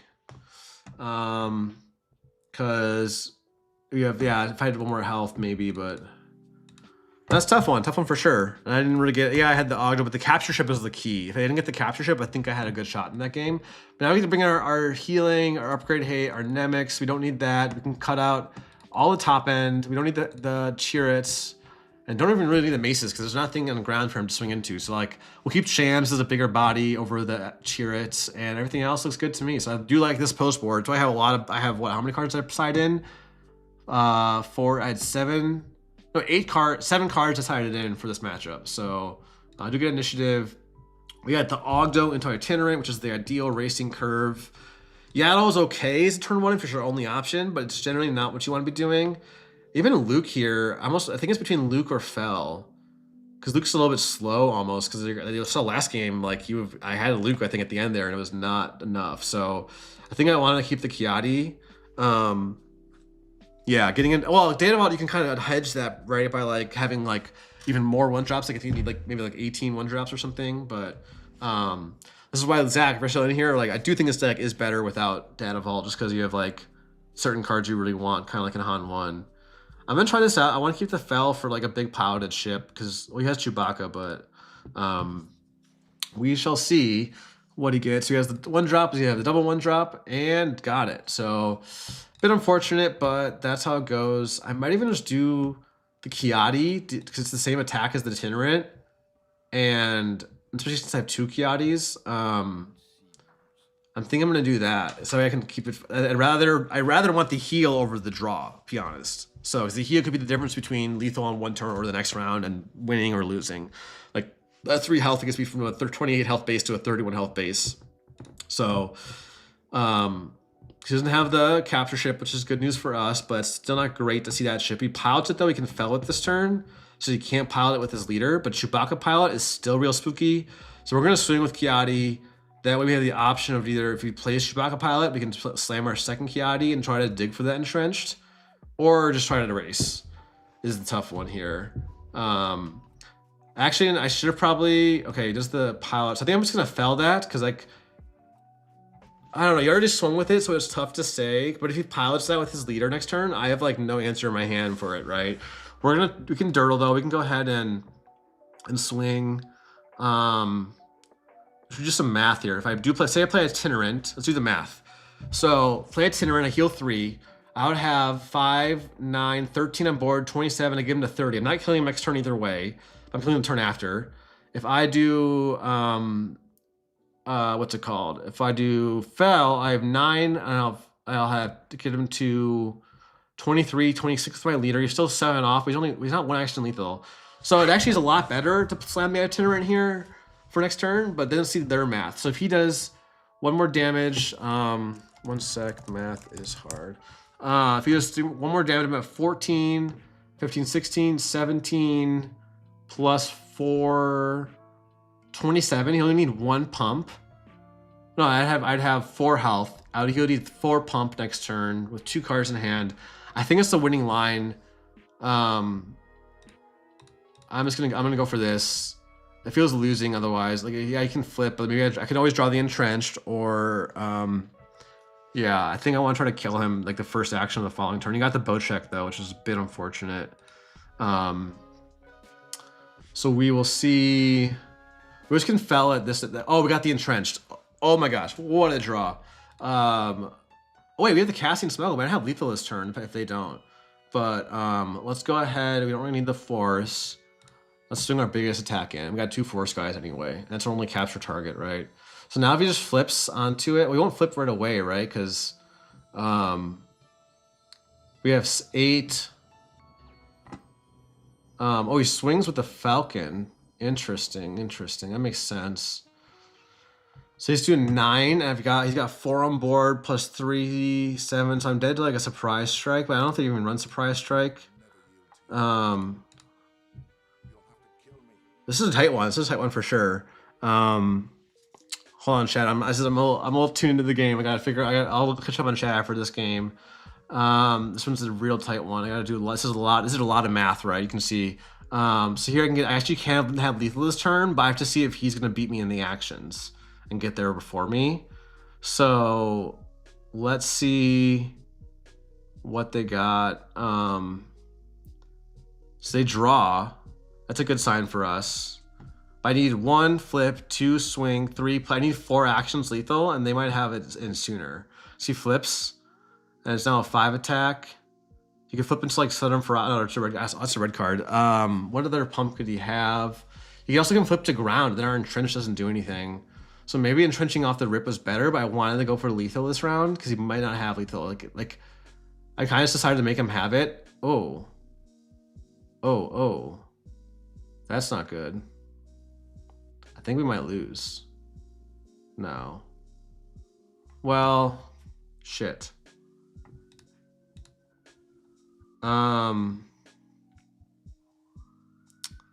Shit. I didn't think about the freaking punch it. Now he flips to ground and it's lethal, and if I entrench him, then he claims and we're cooked.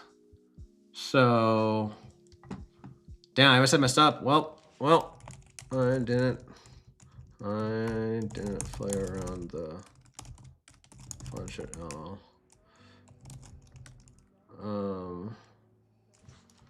Yeah, I had lethal too, but it's too slow. Dang it.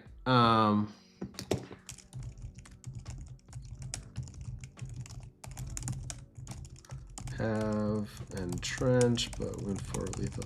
I think I should just play. I think in hindsight, if he's 6 damage short, I'm very likely to like. If I just entrench out or fell off the rip, I'm very likely to just win next turn. So I think, yeah. Wait, what? Wait, why didn't they flip to ground? Does he have a Cassian? Oh. Well, even if I entrench there, yeah. Okay, I was gonna say. One action short. Oh. I thought you were just gonna flip to ground. GG's. Either way, I'm dead. All right. Well, it's okay. That was a good learning one. Again, thanks for the games. I mentioned a couple times now, it's not all about win and loss. Like the lesson for myself was that like I probably want to put that third Maze 6 drop in because Maze 6 drop there would have been great. And there's another reason why I never did cut and trench, but let me go ahead and check the chat. What else did I miss? Oops, I can't even. No, don't do that. Yeah, double one. They had a good start either way. Well, I guess okay. This is counterpoint. Data Vault they would have lost if it was 30, right? I had gotten to 30. So yeah, we'll see. And I forgot which SBS, which team is SBS. Anyone? Is that no, it's not Sabak something. No, SR Sabak Rollers. Either way, will be yellow over green. I can see that, and actually, I'm more spooked of that deck than green right now because like Guerrilla Warrior is insane. Is that Guerrilla? Yeah, Guerrilla Warrior is insane in the yellow version with that deck, and you lose OB and Craving Power, I guess, the biggest losses, but don't you get some good? You get Lurking Tie Phantom, which I think, well, it's okay right now. There's a lot of Anakin still, but it's still good. It's still a cracked card. You can still, if you flip onto a Lurking Tie Phantom, like it's still like the best piloted chip. So, but yeah, I don't think I love the Data Vault in general for this deck, but it worked out here. The draws were fine. It's like, but we could replay this in set and maybe like, it's a much different story. Who knows? But I do think I might go back to the 3 Mace, 3 Anakin, honestly. Or even consider like Open Fire. I was talking with Spags last night and we were talking about maybe Open Fire. So we got Han2 30 non-force. Kind of a mirror match, which I think I'm favoring this one, but I don't have initiative. So we will see. We have no turn 1, so we're gonna have to mulligan. And we still have no turn 1, which is like, welp, no turn 1 in either hand, 1% chance. Oh well. So let us see. We can, yeah. So if they go, hey, if they go Phantom turn 1, this could be fine. So we got the entrenched. But this is just how it goes. Open fires, let's call it war. Honestly, I was trying let's call it war on my side. Let's see how it goes. I got either turn 2, one of these. I think I have to get rid of the bow and then the cham. I don't really need. I think I'd rather have. So we're gonna go ahead and claim. All right, we got the itinerant, but I can't play it into the freaking Sabine. So let us drop the entrenched and just pass, I guess. Let us pass. I'll have to swing first. They might just play their unit first, and then we're kind of just cooked. But I'll just, if they play their unit first, I'll slam Qi'Ra. If they swing first, I'll slam. Interesting. We just go next. That's okay with me, honestly. I'm so behind. Like, now I get to play a full health Qi'Ra or full health itinerant, which doesn't die to either of them. So, that was fine with me. As takedown. Honestly, we're kind of chilling. We're kind of chilling. Because now I get to just, like, Anakin... kill that. Like, he can Anakin my Anakin now, but that'd be a little unfortunate. But we have Luke next turn, so we're kind of chilling, guys. Anyway, I didn't finish saying. Let's call it war. In theory, seems great. Let's see here. We're gonna play something, right? So I think I actually just trade in. So you have to be careful here because you don't want, like, say he'd already played something, I would not do this attack because he can claim, but he could claim and Luke me. I'd be fine with that because I'd still play like one of my 4 drops or fell. Now if he kills my Han, he just goes for ace. That we're chilling. We're in a good spot. Anyway, I didn't finish saying I think open fire is a better comparison to, or sorry, let's call it war is a better comparison to bombing run, right? Because they hit different targets. Like let's call it war. Will win you the game against Han4 or Vader pilot with a double 1-drop start, but you have to draw it by the second resource turn. Someone in my Han2 on our Discord, we have a Han2 Blue Crew channel. Someone pointed this out. I don't think I need the Ezra. Someone pointed it out, and like for open fire, you had a total of 5 resource turn to draw it. So I think it's a better comparison because an open fire is really there to hit like, because for example, this deck just right now as constructed. I just lose to Victor Leader straight up, like not even close. Like if they have Vader pilots have Victor Leader on curve against me, you slam it because I have no answers until a 5 resource turn. I don't love that. I only have like Grogu's and Marins with like 2 different swings that can kill it. So he just snuggles 2 castings in a row. He's pushing me to 12, but I'm stabilized at this point. I've got Luke on board. I can draw a bunch of cards. We can play Qi'Ra plus itinerant this turn. So we're in a good spot. There's a real attack pod's not coming down. So he has his own Luke. I think we just Qi'Ra and fell. So we could play crate next turn is the problem. No, if he plays crate, then we can do entrenched.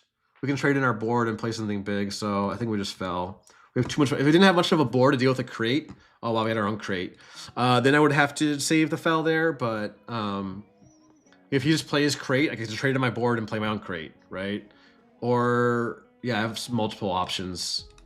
So we'll just go ahead and do that and play our own crate, and we're ahead. And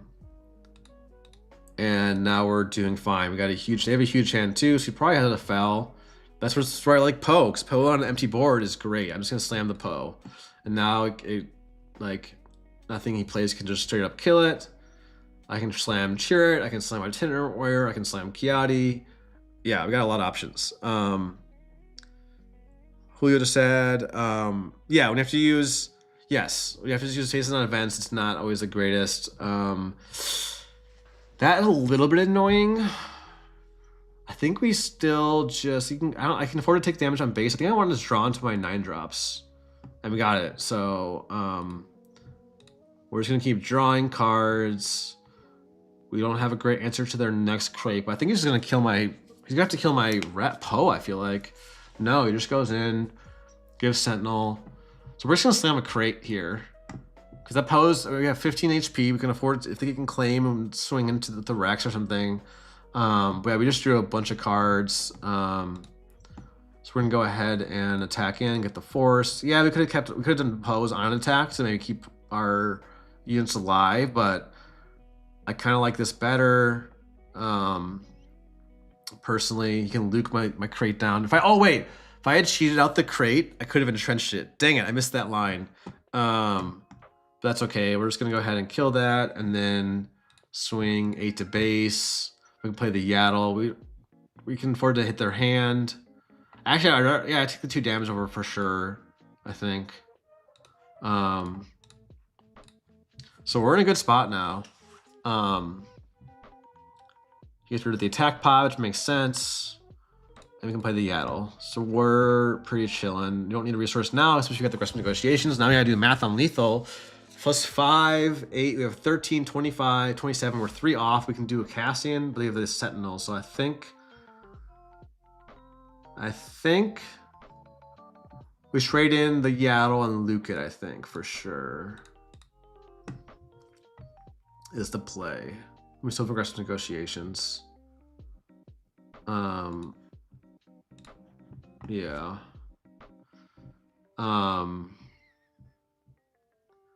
I can do 8, 12, 24. No, I think I just do... If I just do 8 from a 20, then aggressive negotiations is lethal next turn. Yeah. We don't need to hit his hand. Let's get rid of the entrenched, I guess, at this point, and just do that. We're just turning the corner here. Pretty sure we're gonna have a +4 with Luke. Yeah, so we're chilling. Like either Luke or Poe can swing. He can double discard to kill my itinerant, but then I've got lethal. So yeah.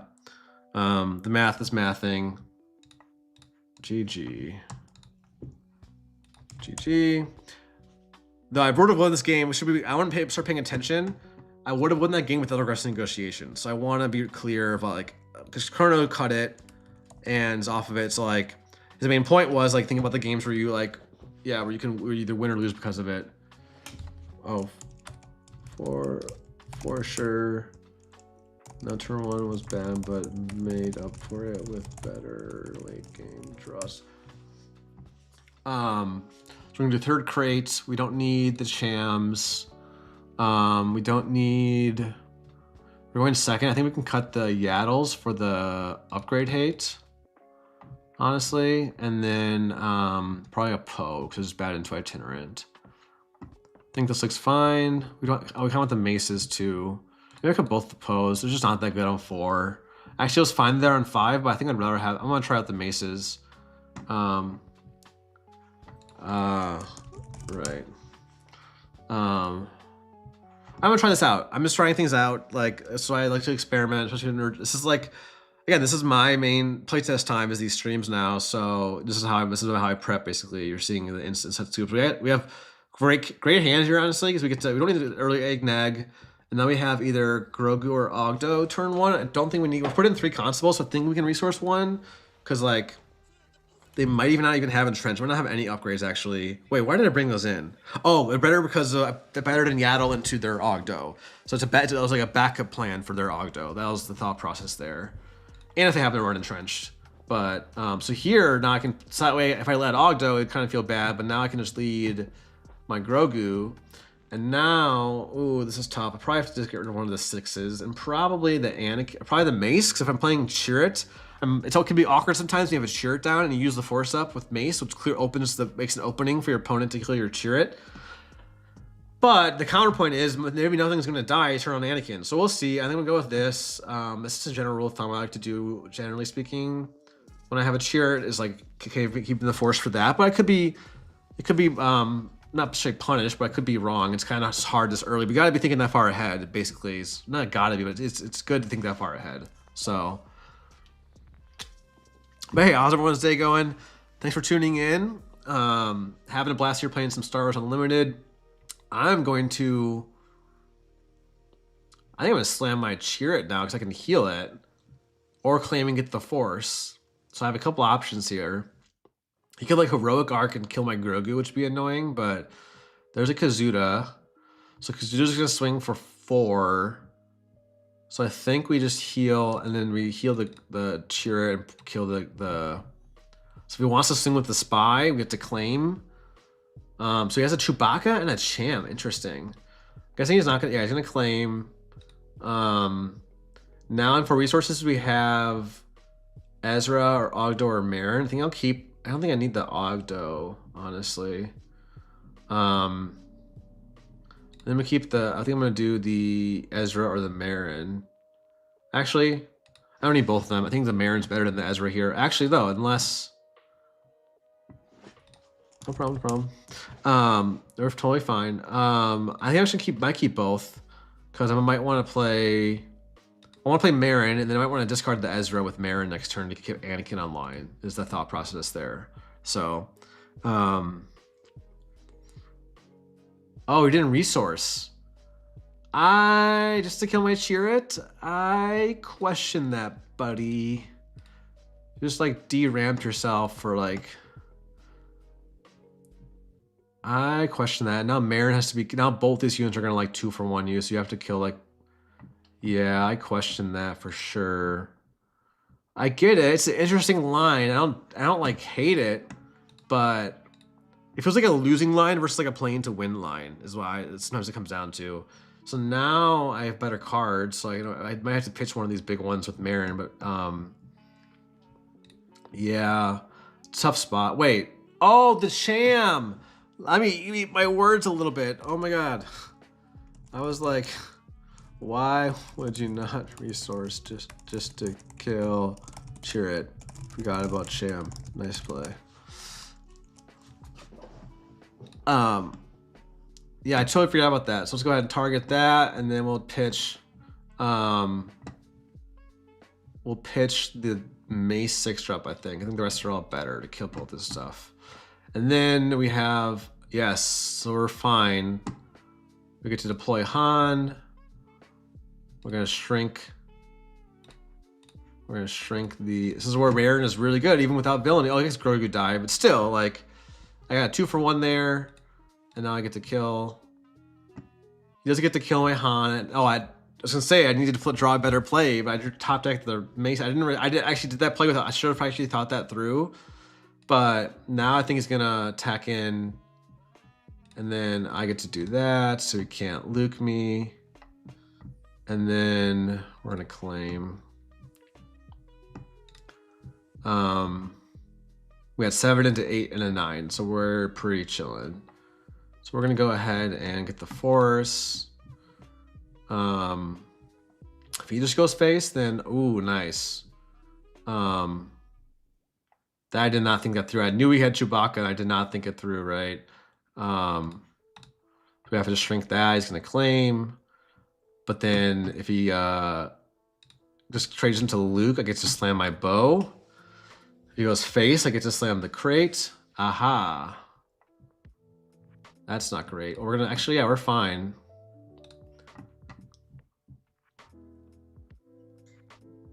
Because if he kills Mace here instead of, yeah, kind of have to.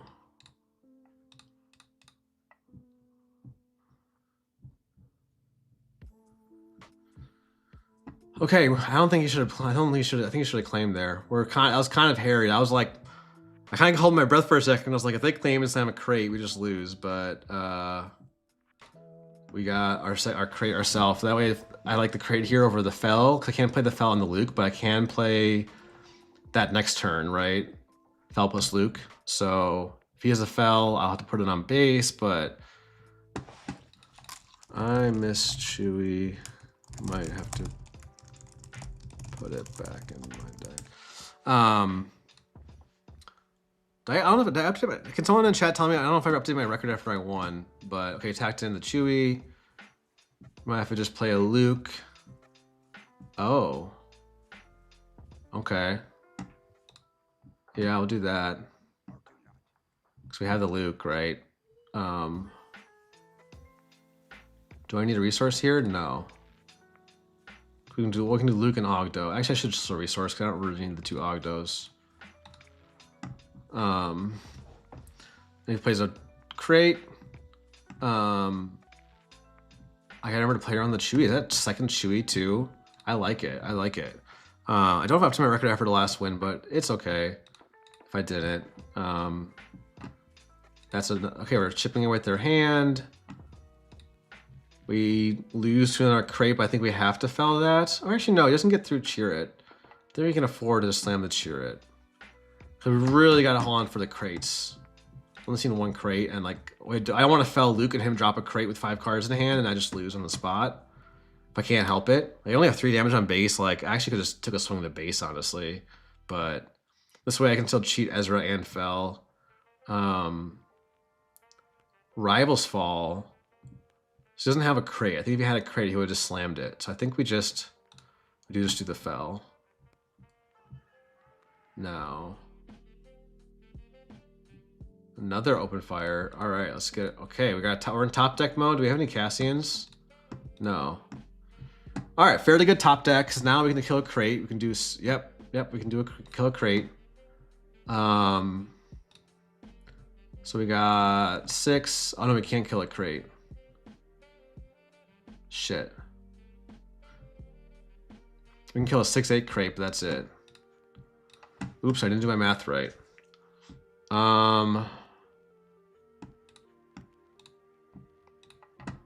Yeah, I might be cooked.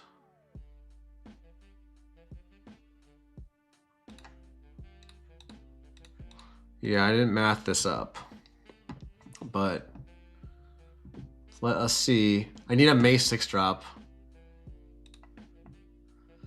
All right, let us see if he just goes base, then we get to play our crate. Often comes down to these crates, folks. If he gets a 3rd crate, we just lose. Anything else, we have a chance. Oh, planetary. Ooh, nice. GG. All right. That was sick. I'm not playing around the planetary bombardment. I'm sorry, I'm not. I just am not.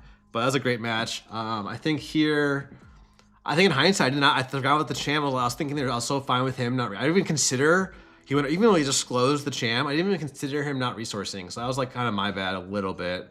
Do you have any upgrades? Do I really want the constables? Now I have initiative. I think I want the force unit now. And then I think that's it. So we took out, I think I don't miss the pose. I think I'd rather have the May 7 drop basically. So I get initiative. We got the Ogdo into Itinerant. We got the ideal start and we got a Fallon and Anakin.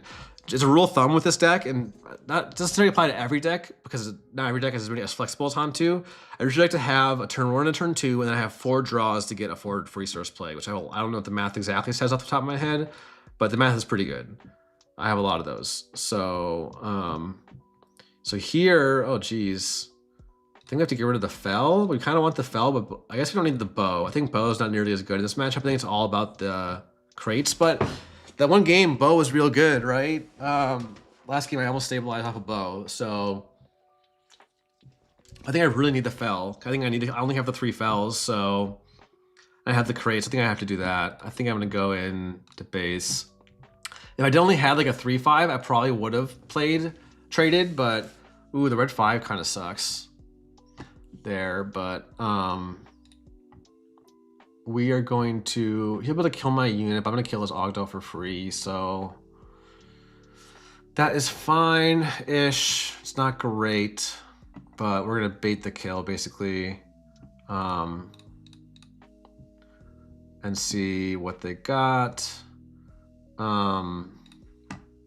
Let's trade in.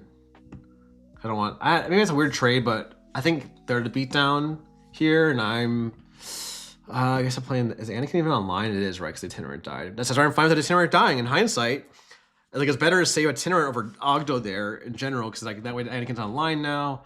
Yeah, I think I'm gonna hold my swing up, so that the way they play, depending on what they play, like a Rex, now I can shrink it and then attack in. Actually, I just attack in and then it's dead. So even though they have the red 5, is Justin here? And oh yeah, this is the black cherry Whole Foods sparkling water.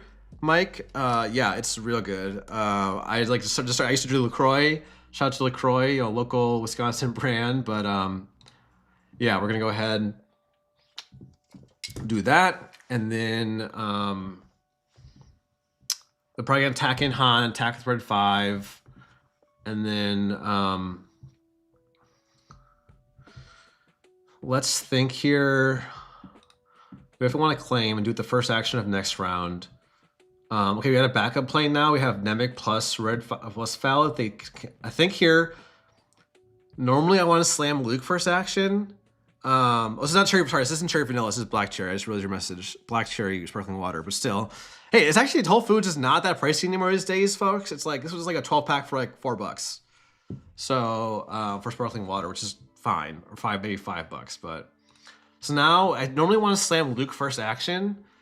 Either way, I need to deny his Luke because I'm killing his Han. I normally want to slam Luke to kill it, but I think I'm gonna attack in Han so I can maybe kill like the red 5 with my Luke instead. Maybe make him think he doesn't have it. And then I'm gonna sack in. I'm gonna let him kill my Anakin, but that means I get to kill his red 5 and get that annoying unit off the board and get a Luke down. So we're big chilling here. We got the second Fel for good measure. So I think we're felling plus, or hopefully I play something I can fel. Like he maybe Luke's my Han. I can fel it, and then Nemec. And then maybe he doesn't think I have another Fel for his first crate because he's gonna get initiative. Yep. So I guess it's called it. What up, Sam? Thanks for hanging out. Thanks everyone for hanging out on this Friday afternoon. It's a great day of Star Wars.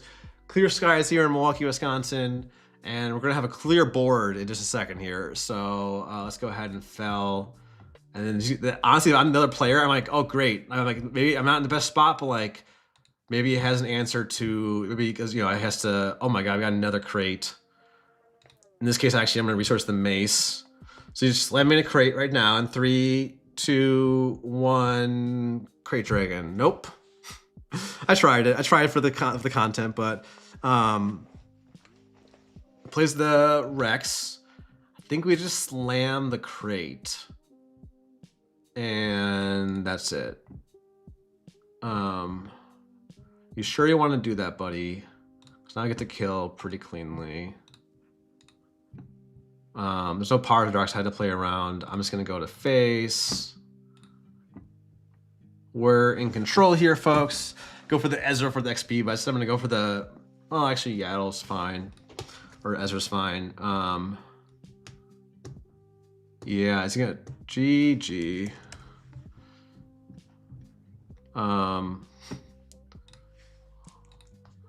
For good measure.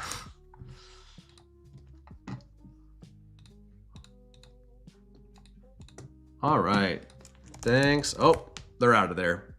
What's up, Carlos? It's not going too bad. We let's see, we lost 0-2 to a Han4 data vault that drew pretty well, and we didn't draw it super well, and maybe made maybe 1 or 2 mana mistakes, but and then what else did we lose to? We lost 1-2 to like, what was that at the beginning of the stream? I can't think right now. I'm just playing. But yeah, thanks everyone for hanging out. Let us see what we got going on.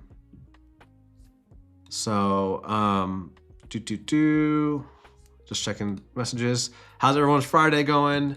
We're vibing over here. I'll actually crank up some music a little bit. A little slightly louder, and then requeue and see what we got. Ooh, nice. Not nice to the matchup, but nice to the reps we're about to get, because this is a great matchup. It's a tough matchup, and without Force Lightning, I think it's gonna be pretty hard. So I'm actually like considering, I almost would consider going back to Force Lightning like just for this matchup. So let's see what we got here. I think this is fine. We can get rid of one of the 6s in the Qi'Ra and keep the Marion plus Ezra. I think this is fine. That way I have 2 turn 1 to be like if he Bazines turn 1 with initiative. So get rid of the Rex and the Qi'Ra. I think that's worse. I think I'd rather have the Anakin to kill like a weenie like Gryndon or Bazine. And of course we had the Luke.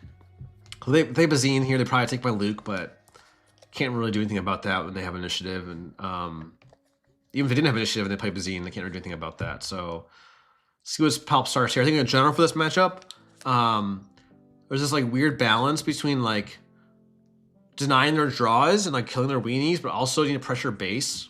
Like they got a draw. It's a little bit unfortunate, but we can't really do anything about it. I don't think we need to fell anytime soon. Oh yeah, I guess Galen for Force Lightning. Lambake, go to Tarkentown game that you mean yesterday. I played Alex. Alex, you're still in the chat, but he spoke to me earlier in the week, 0-2, and then yesterday on my non-force, he spoke to me 1-2. Well, maybe I wasn't smoked like 1-2, but still, it was a good match. I needed the reps to learn that matchup for sure. So we're gonna get the force, and he's probably gonna ramp like resupply super laser tech. Is my guess here. He just does the ambush, which is actually okay. That's fine. I actually will kill that thing if he has a resource up because of the fact that he can sack it to ping, but he can't now. So we're kind of in a good spot. Don't have a great play this turn. But I kind of want to keep the Cassian. Like I almost rather play the Yaddle over a 3/5 Cassian because that way I can keep the Cassian for smuggle. We're not gonna have a strong 4 resource play, but we're gonna have a strong 5, 6, and maybe 7 into 8. So that's a bit. He could take my Yaddle, but I'd feel bad, right? Because I have 3. I need to take a crate. He needs to take the crate for sure. And now we get to draw not a great card. I wish we could have drawn a much better play. Didn't get it. Let me go ahead and kill that so that you can't sack it or more clunky it. Ooh, is he gonna call Yaddle? No, Luke Skywalker. You guys just ripped my hand. That's unfortunate. Actually, I'm gonna undo that. I'm just gonna claim and make sure he can't clunky that or sack it. So with the Anakin. So this is pretty unfortunate. This is where I think Palp1 Yellow. I haven't played it this meta yet. So I think the Grogu is bad. Oh, Grogu is actually not bad here because it can heal for his ramp. Is only good news, right? But probably about to. So we get to take that off the board.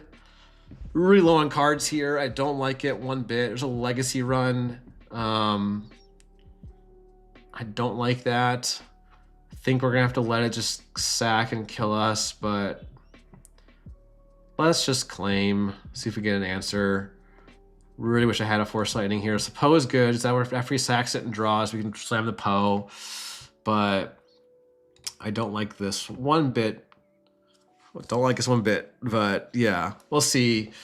What about like Carlos? What do you think about like Force Lightning sideboard for these kind of situations? Because now he's flipping next turn, and I have no reason to pitch here because like he's just gonna sack it.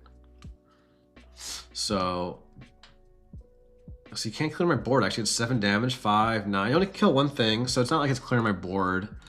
But yeah, we're not in a great spot. We don't have enough damage push. Like, they only have 3 cards now, but he's about to draw more. He's gonna kill Han, I guess.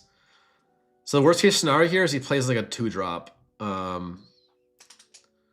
That's interesting to kill Han there. I guess he wants to steal the Anakin. Oh, he hit ramp, so we can do the Qi'Ra. I don't know if Bo is that good here. Bo just like is gonna get stolen or is barely gonna kill anything. He's gonna have big stuff from now on. I'd rather play Qi'Ra plus Cham this turn. Or fell, or one of the 4 reps just fell. So I think I have to get rid of the bow. Feels a little bad, but like, yeah, there's the steal. Makes sense. Do we just push face, or do we... I think we just push face. Doesn't really run OB. I think we can... I don't really want to discard cards either, though. I guess I don't need the Cham. I don't have to. The ramp's a little bit late, right? Or we don't need the 2 damage. I don't need the 2 damage. No. We're probably Qi'Ra plus felling, so... let's not go into there. Let's get... I think I'd rather take the 2 base over the Cham in hand. So we have the Qi'Ra. Yeah, it's gonna be a tough matchup. I mean, we can draw crates now and start slamming on crates because he flipped. So they don't have great answers to crate, but yeah, that's gonna be tough. I don't think I really want to fell that if I don't have to. So let's go ahead and draw. Say he plays like a reinforcement walker, but it's a much better fell target because now he doesn't kill my Poe. Or he can't play Devastator yet. He can sneak attack. Can't sneak attack Devastator yet. Yo, what up, Ryan? Resource. Yeah, stream snap all you want. I don't, you know. So he's gonna do the Darth Vader 7-drop, which shout out the OG, like good legendary, and he gets to kill the Poe. He has a McClunky, and he gets the Bazine. Oh man, and he gets the bow. The bow would have been sick there. Jesus, this is a draw. Check. And that's both bows gone. Right, I had to resource one. I guess I was not thinking the. I was not thinking about the. We're probably going next here. I can draw a crate and maybe stabilize, but oh, okay, that's a good draw. I'm gonna play in a real tournament. I'd probably scoop here, but for a channel orange from the. I don't know what you're saying, Julio.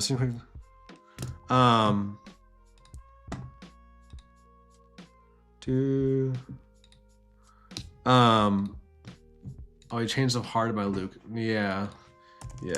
Take me out of the oven. All right, that's it. And their game plan was like to a T what they wanted to do. They like started hitting my hand, clear my board, the legacy run on curve. Like this is just gonna be a really hard match. But now that's why I might actually consider if this deck comes back into the meta. We're gonna might have to change something. So we need 3 crates. I don't think we might even take out the bows. Don't worry about upgrades. They might have like Prison and Carbonite, but I want the Nemix for sure. I do want the Chams. Oh, a channel order from Discord. Yeah, I thought that was like a text. I thought it was like a text to speak that just went horribly wrong or something. Sorry, one sec. I think I want the maces because he has so many weenies. I don't think I want the bows, actually. Actually, no, the bow would have been sick there, actually. What am I saying? Maybe not the Rexes because he just gets stolen. I guess the Poe can be pretty bad. It was fine in that game, but like, in hindsight, I don't think I should have gone face there. I think I had to like kill his 5/5 or go into his leader. I don't think I'm winning that game either way.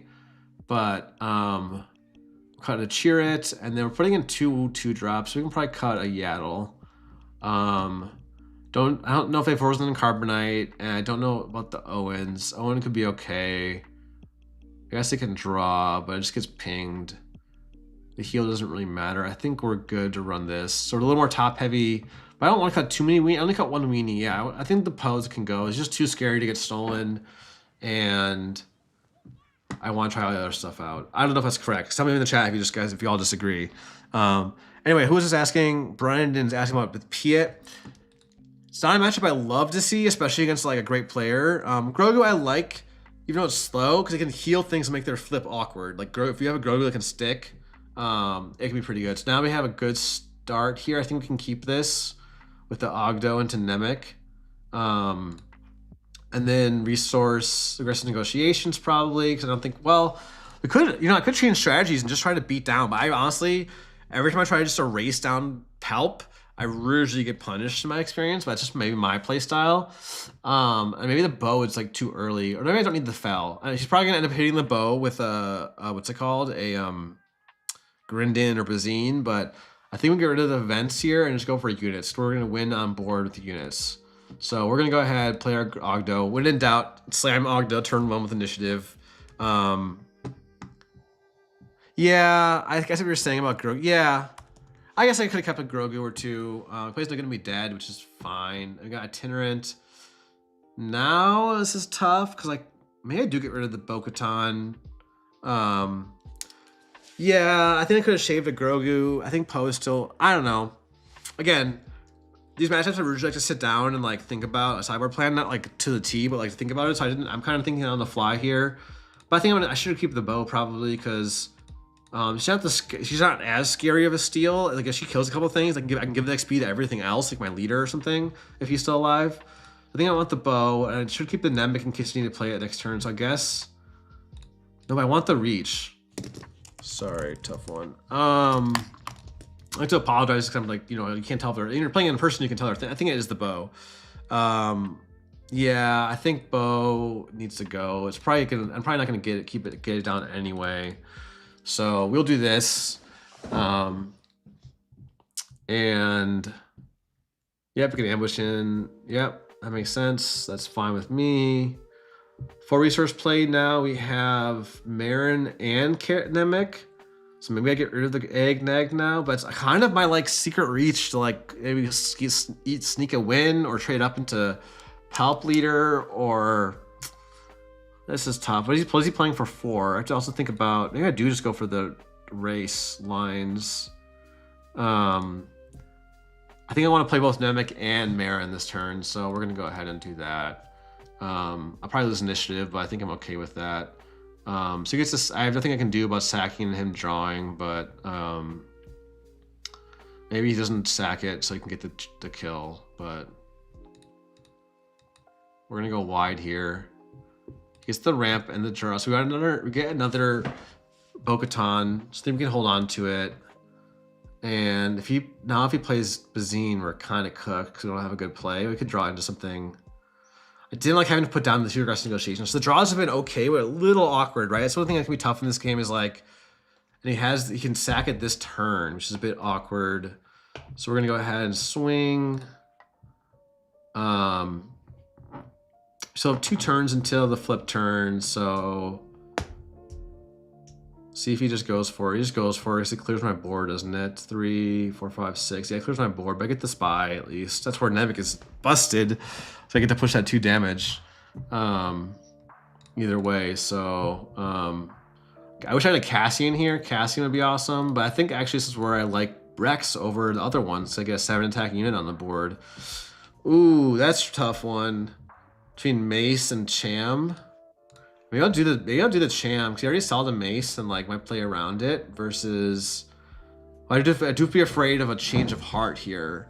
I think is what I'm most afraid of. I think I'll just run. I think I need to keep the Mace, but the Cham is so good. Maybe I get rid of the bow, cause if I play the Cham this turn, I can play Crate next turn. I think I got to do that. This is tough. This is really tough. Yeah, the legacy run's always there. Let's see. This is awkward. He rips a Bazine with the... Yeah, I think I gotta do this, though. If he Bazines, then we can do the Mace into it and push some damage. Okay, so he's got the Mace, the Vader 7 drop. Now I'm regretting getting rid of the, what's it called? The bow. But if he plays Bazine here, he just rips the bow or the... Okay. Did you get the Bazine to go with it like last time? Sneak attack. This is where I'm glad I kept the Cham. Grindin, he's gonna call... What's he gonna call? Mace? Yeah. It's been unfortunate, but Mace sort of just feasted on these guys. Right? I lost a freaking Qi'Ra. That sucks. Think I'm gonna have to... I know if Spy is going face. I really want him to get the Grindin bounced with the McClunky, so I have to kill the Grindin. Oh, I don't think I can afford to keep the Luke, unfortunately, because he's gonna just steal it. But I can keep. I need the draw. Like, I'm probably losing this game. Look how many cards he freaking has. I know I can't put a damage crate down, but I'm gonna need the crate to win this game. Is the thing. The Bo-Katan I could get away with, but I need the crate to win. I'm not sure playing it this turn, but like, I just don't know if I even can play the Luke this turn. Lady Luke is just too good. No, but I guess is the potential 2 cards better than the Luke, and I don't know if it is.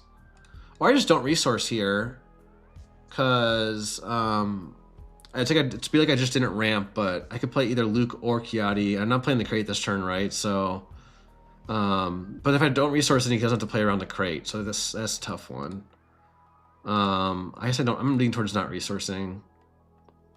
We will see, but oh, hey, what's up? Another Vader. Vader's the worst because he can draw so many little guys, right? And it just like cooked me with these little guys that I can't. There's my Crate Dragon. Yeah, this is a miserable matchup. This is obviously a strong player too. Like I can tell they like know what they're doing, right? This matchup is booty cheeks for sure. Let us go to base. Yep, we gotta just aggro him down. We're not gonna be able to do it.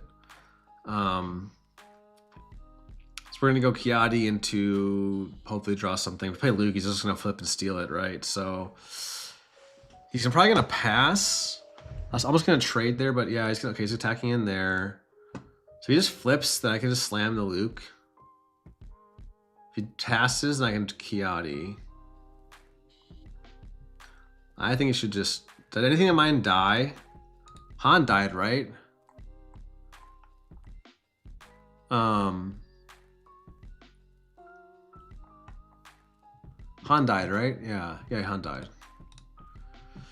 So we can steal a Luke, but I honestly like this. I think Palp players can get too greedy sometimes with their steals, and he has sneak attack, right? So I know he has sneak attack, like you can do sneak attack Devastator next turn and just I might be cooked. Not great, bags, not great. I lost game 1, just like the total textbook, like how it goes basically, and then this is game 2, and like it's still not going that great. Like he's hitting my hand. He's, yeah, I'm gonna have to just fell that. I'm gonna have to fell my own freaking Luke. Are you kidding me? That just negates my attack. That feels bad, but... Yep. As I said, in Land for time, yep. We are cooked, but I'm pretty sure I like the reps. I need the reps for sure. So we've got some gas, but this is scoopable at this point. Like, this is just bad. Maybe the Cham should have traded in. I should have traded into the Cham or something, but I still can't play 2 units. I need to go to 8, and if I go to 9, I can play these 2 next turn. So I'm just gonna slam the Luke. He just devastators me, and then so we just go to next round. And yeah, Ducky. Shout out to all my '90s kids out there. Ducky on 11 for time. Hey, thanks everyone for tuning in. See me get bodied by this. Yep, I called it. I get bodied by this Palp, but I hate this matchup. LOL. You might get me to put Force Lightning back. GG's. Oh wait. I'll play it out. I did draw the Entrench for his Devastators, so by not liking my odds here at all. Relentless, just... I mean, okay, I can't aggressive negotiations now, but I think I don't have any, right? Yeah. Anyway, who knows? I mean, who knows? Crazier things have happened with that entrenched top deck. This is definitely the worst meta matchup for this deck. Like, I think blue might be worse. Actually, I don't know. Is blue worse than this? Because yellow hits your hand, and it's pretty brutal the way it hits your hand. So I don't know if it's what's worse. Another change of heart. Like, look at this discard pile. No Gonna Be Dead, the Ambusher, into Legacy Run, into Vader, into change of heart, Devastator, Relentless, change of heart. Like, yep. And regional in my city. Yep, that's gonna do it, folks. That's a wrap for this match. I'm still streaming. I'm still got another 40 minutes, but oh, I kicked my cord, and we're live still. All right. GG's. That's an 0-2. It feels pretty unwinnable without Force Lightning. Like, I might have to. I have no idea who this is, but there has been, obviously. I mean, I'm assuming if someone doesn't know me or just pretending they don't know me, if they the way they have talked about that, so I'm going to say I've been very everyone I know talked to. Yeah, this is my mom. Actually, I've been teaching her Palp Yellow. Look for that video series. No, actually, that'd be an awesome. I have an idea I might want to do someday is like teaching my dad how to play SWU, maybe like play against another person's dad. But yeah, that was rough. Yeah, I'm not tilted. Like, I knew going, like, as soon as we matched it, like, I was like, this is gonna be a tough matchup. And it was good reps. Like, I think it proved that, like, with Force Lightning, I can win that game, because if I can Force Lightning their Legacy Run for, what is it, 5 resources, because they play it on, they'll have at least 5 by the time they play it, and then stay ahead on board. Like, it's still really the Legacy runs in both games, combined with the hand hate, combined with the 7-drop Vader, like, yeah, it's just tough. I think, yeah, like, it's, if you can stay ahead on board somehow and stabilize after their flip turn, and you can start slamming crates, that's really the best way I've won it. So it is winnable. It's not like unwinnable, but hey, we're gonna go beat them with our Cassian. But It's funny he can still play. You can't Galen the leader. Galen does say no non-force or non-leader cards, but here's Qi'Ra. Another good matchup, which definitely can be tough, but I think I'm better. Yeah, Brain Invaders mentioned. Yeah, Brain Invaders could be good. But yeah, we got a great hand. We got Ogdo, we got the Cham, we got the I guess the Marin is fine, or Itinerant Warrior. Wow, this hand is like, if you could pick my hand, it's probably a hand I would keep. Or I'd pick, like, I have the Cassian and the Entrenched. Actually, I think the Marin, I don't love Marin. She can kill a Qi'Ra on flip, but she would trade because the 2 damage would happen first, and then Qi'Ra would be a 6 attack. So I think I actually wanted to do Ogdo into Itinerant. But actually, do I need the Entrench? I don't think I need the Entrench because I'm not going to be entrenching my own guys. This is actually the worst, like, blue-green villain that actually might trim 1 or 2 Entrenched because, like, its best use is your plan B against an Avenger. So I think I'm going to keep the Marin here. And I'm just going to, I guess, play into it with my Ogdo. Unfortunately, I don't have initiative, but it'll probably just trade. I'll send my Itinerant. I'll get the Force back. I might actually just play the Marin. Let's see here. Yeah, I should, yeah, Brain Invaders maybe. But that, yeah, but you can't cheat stuff out, so I don't know. What is that? What is it? I honestly could not even tell you the stats. What are the stats of Brain Invaders? It's like a 4 cost 3/2 or 5 cost 3/5 or something. I should probably, a 4 cost 2/4. Imagine if it said your opponent leaders lose epic action too. Then it'd be, I think it'd be playable. So he attacks in. I think. Okay, what's he gonna play on 3? He might ramp. He might. I think I'm gonna play the Itinerant. I don't really want it. Marin's like a plan B here. I don't really want to have to discard cards. So I'm gonna play, yep, he does the ramp. I could have passed, but I don't want to pass there. Now we can go to the Marin. We can go, yeah, we're cooking here, folks. Yeah, it's a 2/4 for 4 was that? For, yeah. It could have been a playable card if it's just slightly different stats. Like, not even that dramatically different. I always forget about freaking, what's it called? What is that card called again? Devastating Gunship. Why do I always forget about that card? I guess I have to write that down. Oh, I lost aggressive negotiations. That kind of sucks, but I think I don't flip Han here because then otherwise they claim. Yeah, I'm gonna claim. If they want to trade, they can. And I can just Anakin down the ship. If they want to, they can't OB now. If they don't trade, I get the trade. So I think we're in a good spot. So, oh, now I got 6. Not going to say it. I don't need the Rex here. Rex is fine here, but I don't really need it. I guess this Anakin would, if he swings, I might flip Han first to eat the power.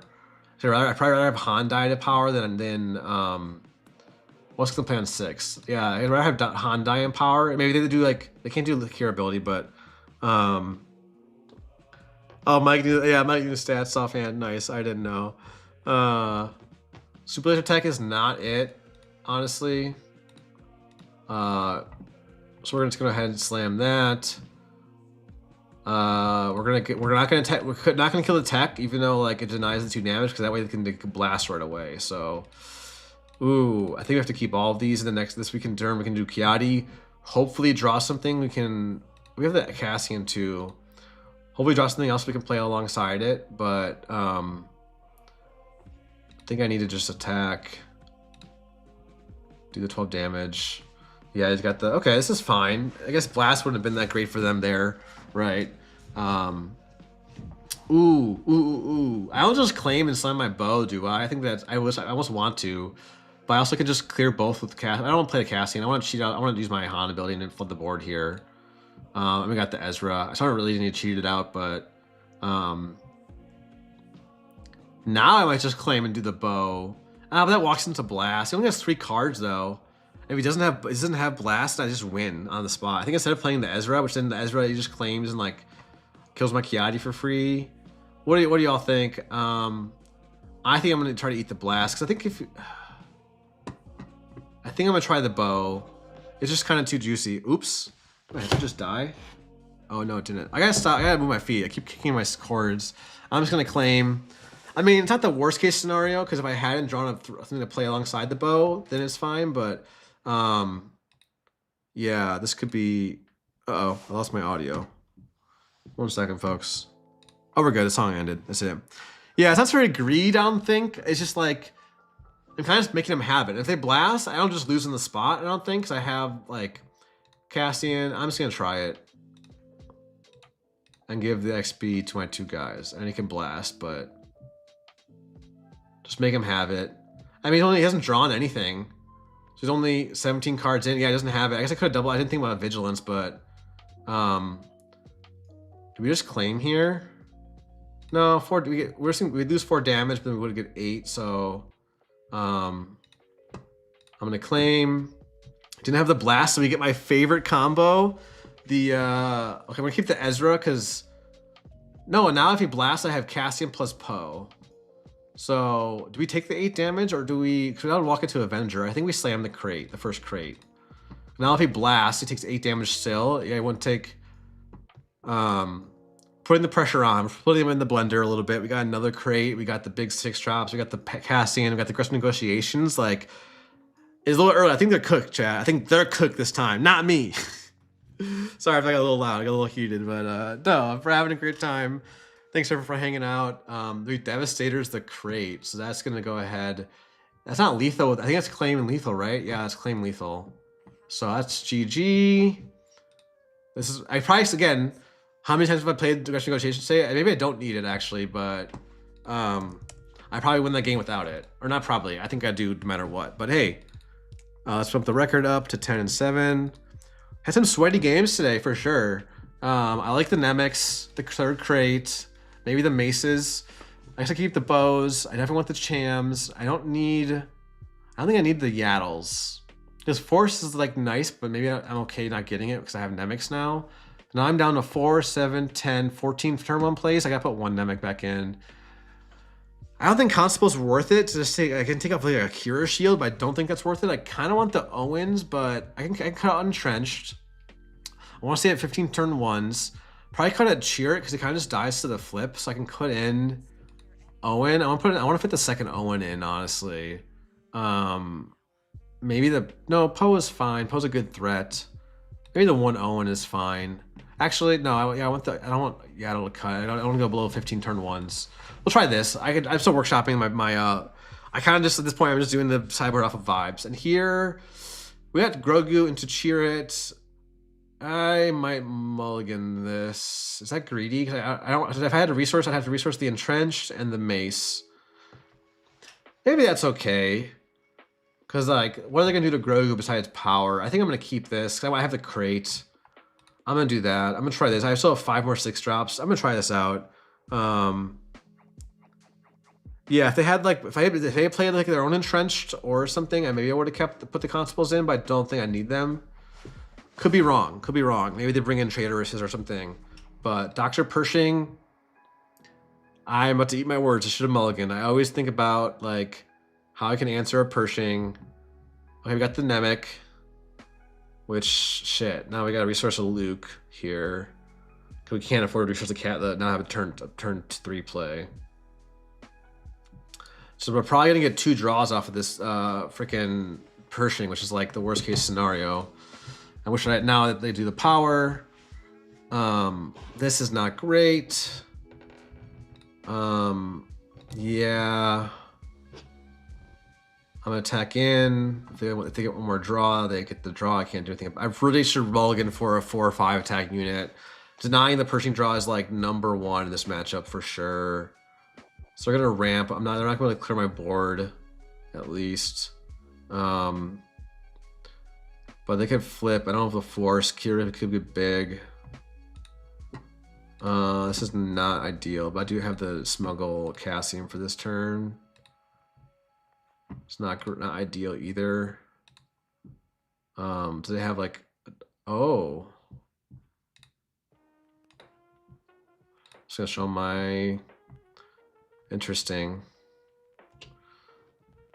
So now, that's actually great. I didn't think about the plot card. This is not great. I brought in Party Crasher, right? Didn't I bring him in, or did I not? Did I bring him in? I forgot. I thought I brought him in. Maybe I'm wrong. We wanted to deny the draw, first of all, there. And now I can kill... You can't kill my Qi'Ra with... All right, so we get to deploy Han. I guess OB kills Han whether I swing into here or not. Oh, I think I'm gonna just entrench my own Han and clear his board. Or doesn't clear it. I can't clear his board. I need to do 2 attacks into each. I only have 3 attacks. I think I'm gonna entrench my own Han though. Just do big Han. And then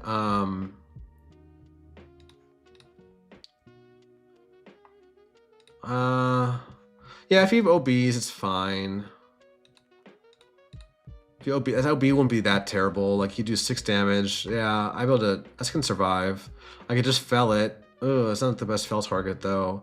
I have the Cassians. I think I don't need the bows. Bow is kind of a win more there. I feel like it's not not that many targets. I guess they play some targets like the gunship. But yeah, I love drawing cards. I don't know about the entrenched over there over the Cassian TBH, but because now if it OBs and kills my Han, I'm a little sad, but I don't know. Okay, we're chilling. We're chilling. We can play the Luke because like our playing a Cassian versus playing a Luke is like so much worse, right? So there's no reason to use the Force. Now we get to do Luke the. I think we're just gonna Luke the. Well, do we care about Luking the CAD unit? Because it doesn't. We're gonna kill.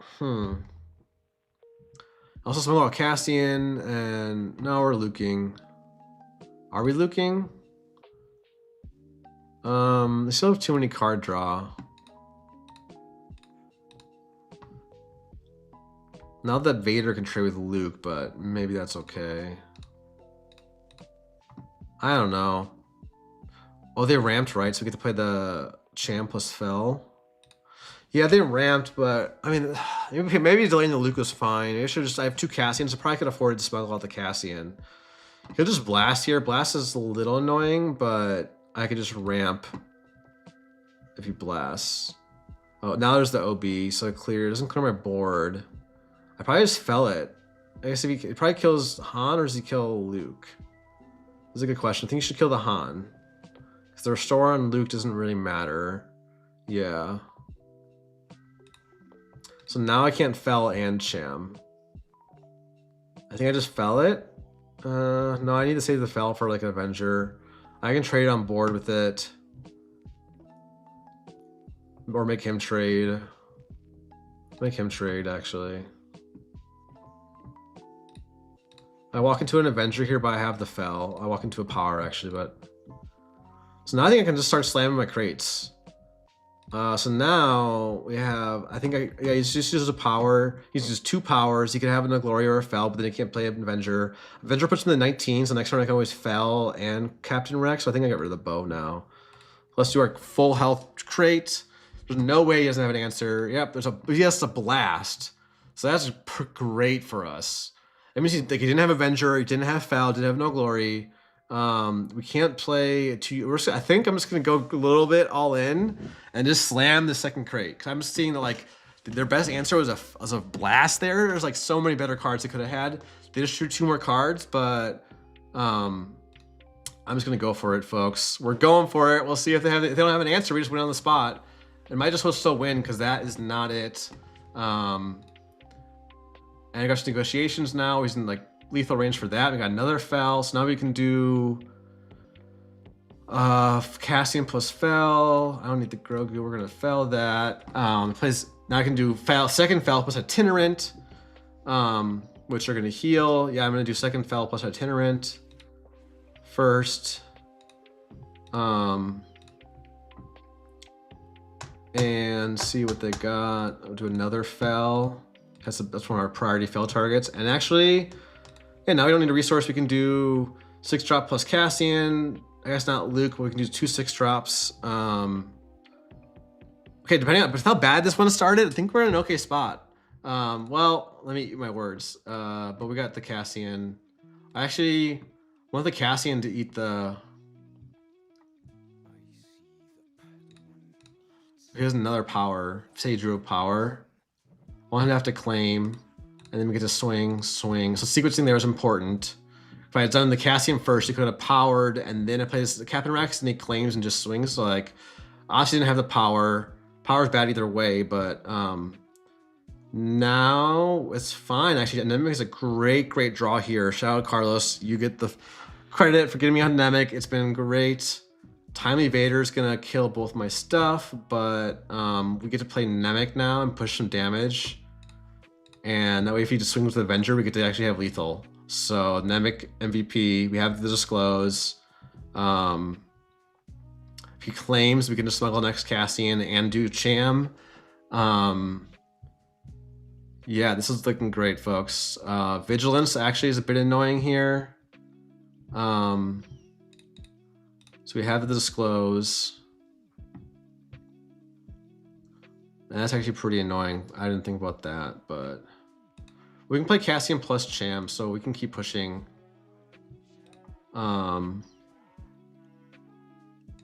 Yeah, I think we're still in an okay spot. Like, I don't hate this. I lose an Anakin, but I still want. I don't know if I need the ramp there actually. We will see. All right, we got some good draw. I don't need to research anymore. I think we're at a good. Let's forget the point where we can play like Luke and Anakin on the same turn. Because now we can kill the Avenger with Luke plus Anakin, right? So you could OB clear our board, but then we just Luke it and Anakin it, right? No, we just go ahead and we have aggressive negotiations. That's lethal. We're out of Cassians. Oh, we lost Eggnog in the row. That's a bit unfortunate, but let's go ahead and slam the Luke, I think, because it kills the Vader. If he doesn't have an answer, puts him in check. We can still play. We can't play 2 units anymore. So we're a little cooked, actually, if he has like a good answer for Luke here. Shoot, I didn't think that through. Well, if I don't play Luke, then maybe I should play the Anakin. I have a 6 resources up, and then I could play both. Comes initiative. Okay, cool. We're chilling. I'm gonna go ahead and do the draw.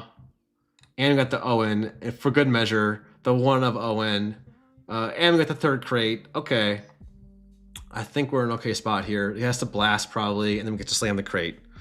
Yeah, 2 crates in the first 20 cards. So I was like, I'm just gonna slam crate, make them have it. They have to dig for a sentinel here, and I don't think it saves them. GG's.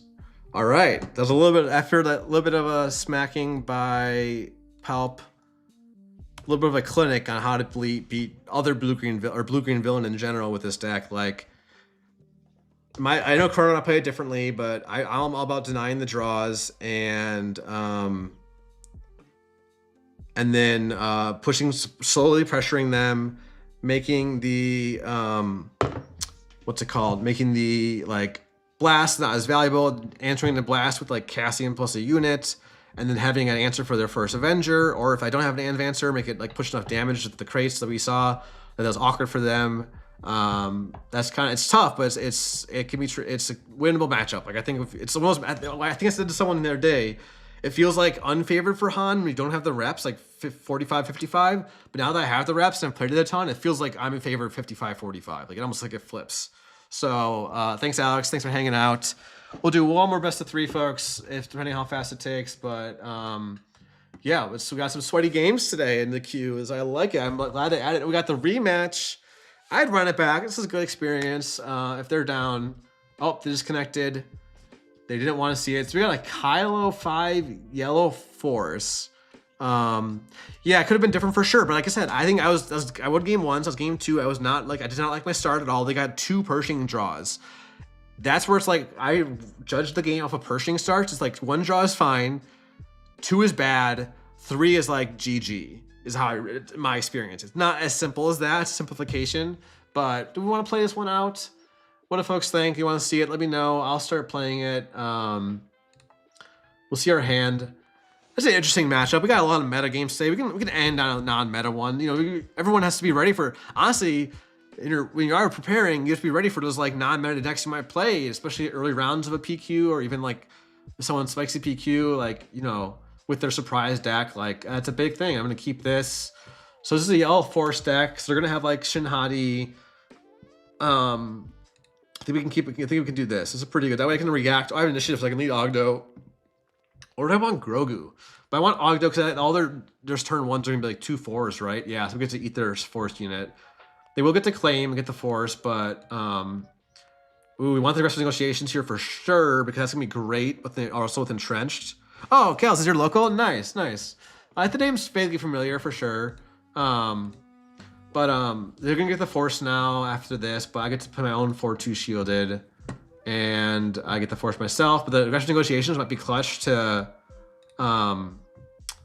what's it called? Trade up into the big Kylo. We'll see. They have a 1-3. That's a pretty good upgrade for Hilo actually. For 1. There's an interesting deck, and it might be kind of a Kylo 5 Tarkentown kind of style deck where it's gonna do a big Kylo flip. So I might need to. Maybe I hold the entrenched, but it's I don't have a good 5 resource play, so I might need to hold it. Maybe I don't need the fell actually this early. I think I'd rather have the entrenched over the fell. So we're gonna do that. I'm assuming he's gonna kill my Ogdo, then I'm gonna kill his 4-2. So we're still ahead. He plays that. I played that. We're trading blows. Like I'm still ahead though. I get to trade for the shield. And now, ooh, I want to play. I can play Ezra plus Gal or Ezra plus entrenched. I think I'd rather have Ezra over the Cham. Would I? Yeah, over a 5-2 Cham. It just dies like to the ambushing Tyrannus or another assassin. I like this a lot better because now I can flip Han and make him a 6-6. I'm gonna actually play the Ezra first. I can't deny the force, but that's fine. Oh, okay. I just can go to the bin, but that is fine. Gonna have the and he has the extension cable for the this is gonna be a big Kylo, but we have no damage on base. So maybe we're chilling. He's got no cards in hand, so we drew the mace. That's a nice draw. We don't need the Marin. Yeah, this might be interesting. It's gonna come down to like whether I can answer the Kylo. What my board state is like, because he doesn't have craving power. He can't do like direct damage to kill the Kylo. He's gonna have a big booty though. 8, 11, 12. 15 attack on the Kylo next turn, so I'm gonna really need this mace. We're just gonna slam it and kill the Owen, even if he gets the draw. Right? Like the deck, by the way. Might need to borrow it after. I don't know if I like the kill. You could just either way. If I don't kill the Owen, he gets to just kill. I don't know how I'm gonna deal with this freaking Kylo. It's gonna be a massive Kylo. Well, I can entrench my mace. There's gonna be an 8.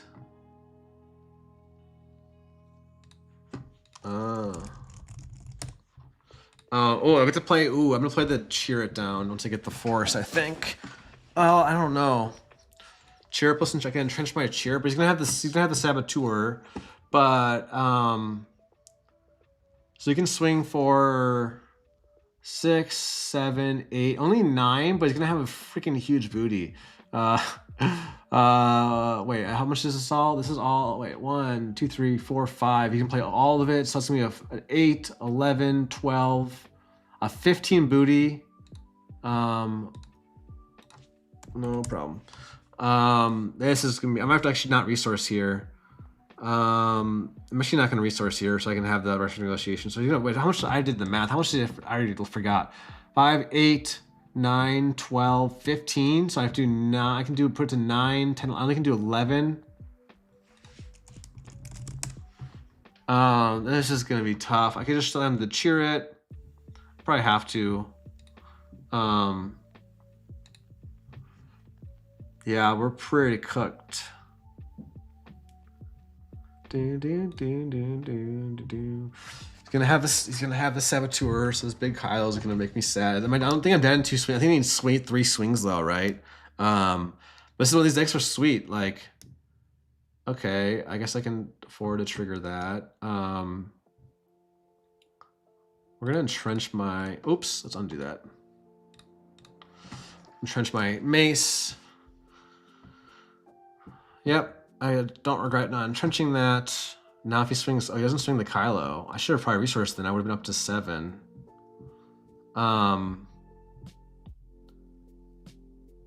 So I get to do the 8 overwhelm. I think I'm just gonna have to pressure him into flipping. Dang, I wish I could have played a crate this turn. I don't know. But I don't know, he can't do that big of a flip anymore, so we will see. I don't know how to play. These are these kind of decks where it's like I have no idea what to expect, so it's like really hard. We're gonna actually do that because we want to deny the flip. I think not resourcing there at one time was a mistake. I would have been able to play the crate last turn. That would have been a lot better. Like ideally, like his main win condition at this point is going to be, yeah, you can win without the flip, but like the main win condition is the flip. Which is going to be massive because of the blaster now too. The blaster costs 3 from actually because it's red. I gotta remember that. Yeah, I'm gonna have to try this deck, Kels. I'm gonna have to get hooked up with your buddy. I have a Kylo 5 showcase, so I want to play him, and we're just gonna slam the crate now because yes, he could have like fell, but maybe I think he delayed the flip too long. I think he should have flipped when he had like 5 resources and just like gone for it. Does have the constructed now, so I don't think it's like over, right? But we're gonna go to base, I think 20, 23. We have aggressive negotiations will be lethal next turn if these guys live. Oh, I got another crate to throw down. I actually can resource because I think I want a full health crate, and if the Cassian lives, it's lethal either way. GG. They don't have lethal in one swing, do they? No way, right? It's not 20. It only has 25 damage. 5, 6, 7, 8, 9, 10, 11, 15. It's 15 damage. So, I should not have resourced.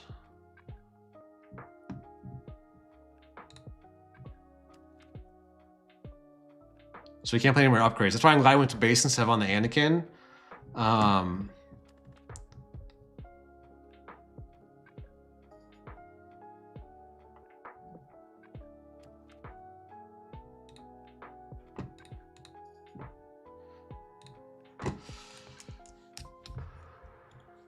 Was wondering if you just needed to flip sooner,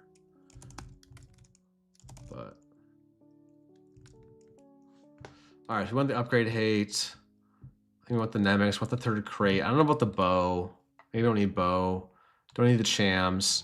What do we? Oh, it's power dark side deck, so we don't need the Owens. We don't need the Owens. We got the Nemix. And then we'll cut. We want the Chams and with the Sentinels because the big Kylo.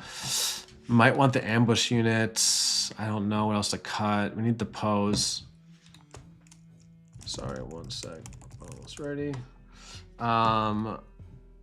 Probably don't. I don't need the 2 upgrade hates because it might be too late to play the upgrade hate. Honestly, I'll cut 1. There we go.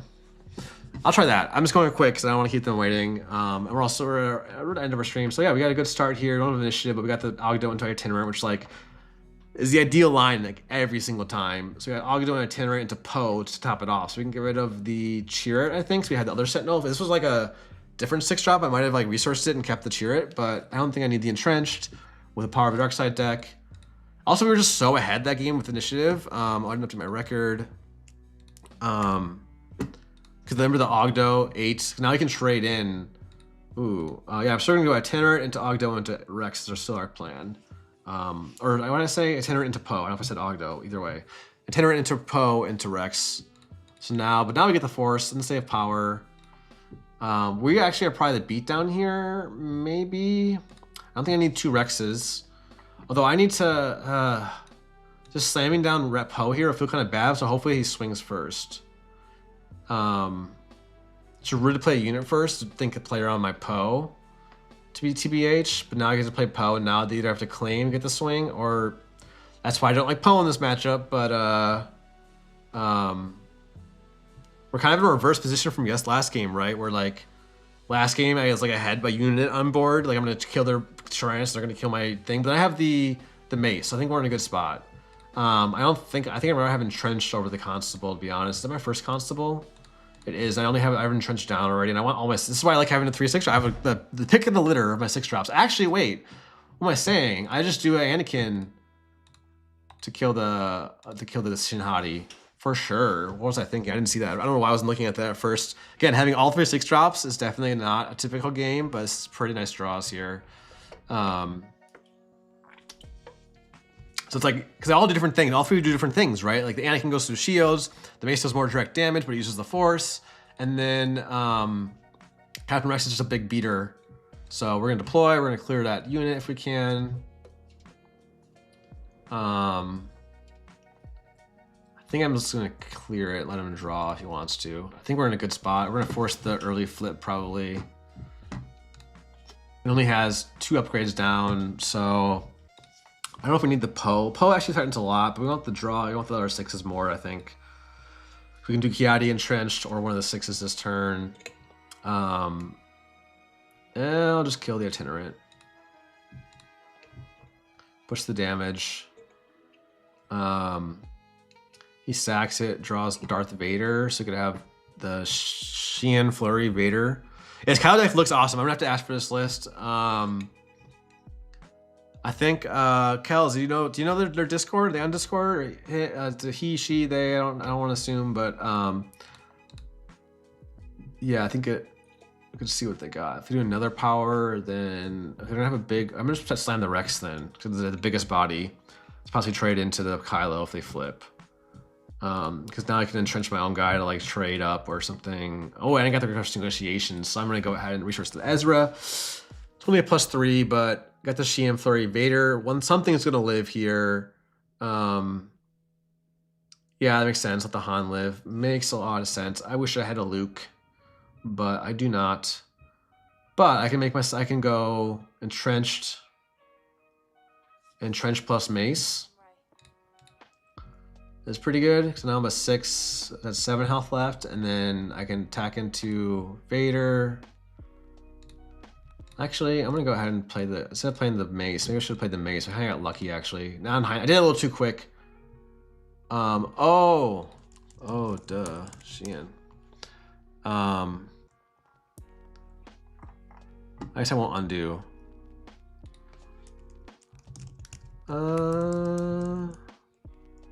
Nah, it's fine. Might be new info. Either way, I'm fine with the attack.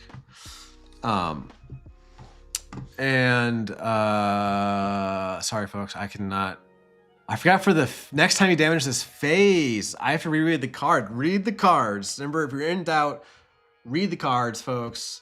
Cause yeah, now he can flip. Oh, true.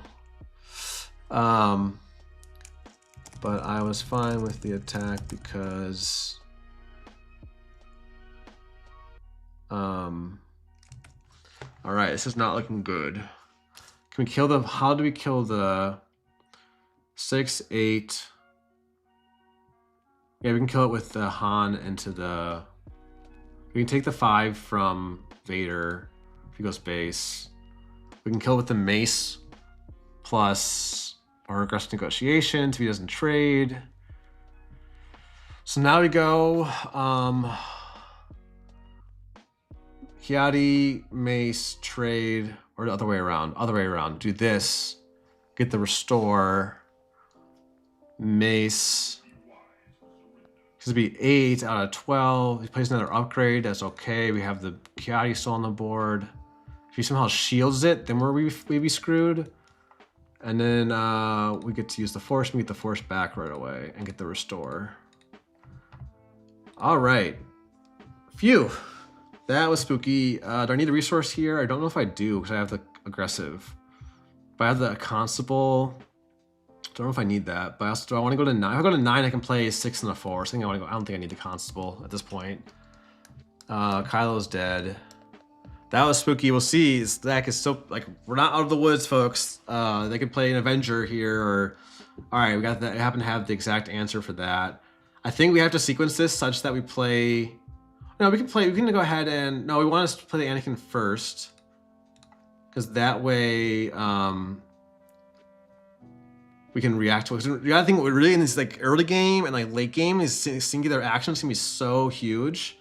So you really want to think about like, so you could have blasters. I think if I didn't have the itinerant, I'd have to claim, but I have the itinerant, so I'm gonna go ahead and do that, and then we're gonna push face because we'll have 16, we'll have 12 left. So blaster's not lethal. He could run probably has surprise strike maybe. We have lethal. I think we have lethal on board, right? 12. So yeah, I only need like 2 of these. Got 3 guys to swing, and then we have aggressive negotiations. So we might be okay here. This might be. We'll see, folks. If this would be a good way to end the stream, we'll see. Well, either way, we're gonna have this. Is a great match. Shout out to Wabang. Really enjoying this match. This is a cool deck. Like, I haven't seen anything like this before. I'm sure. I wonder if I think we got it then. Well, maybe we can do that. Did I just Luke it down for good measure? 11. I still have lethal. Yeah, for good measure, we're kind of in this driver's seat here. We're 1 off. We got the aggressive negotiations, so we'll do the card. It's harder to kill.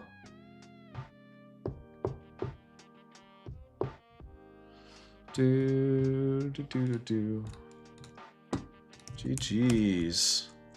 One of your locals is in my chat.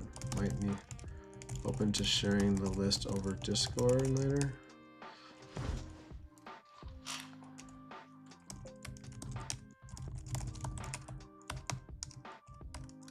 Would love to try. I can't. I'm so bad at multitasking.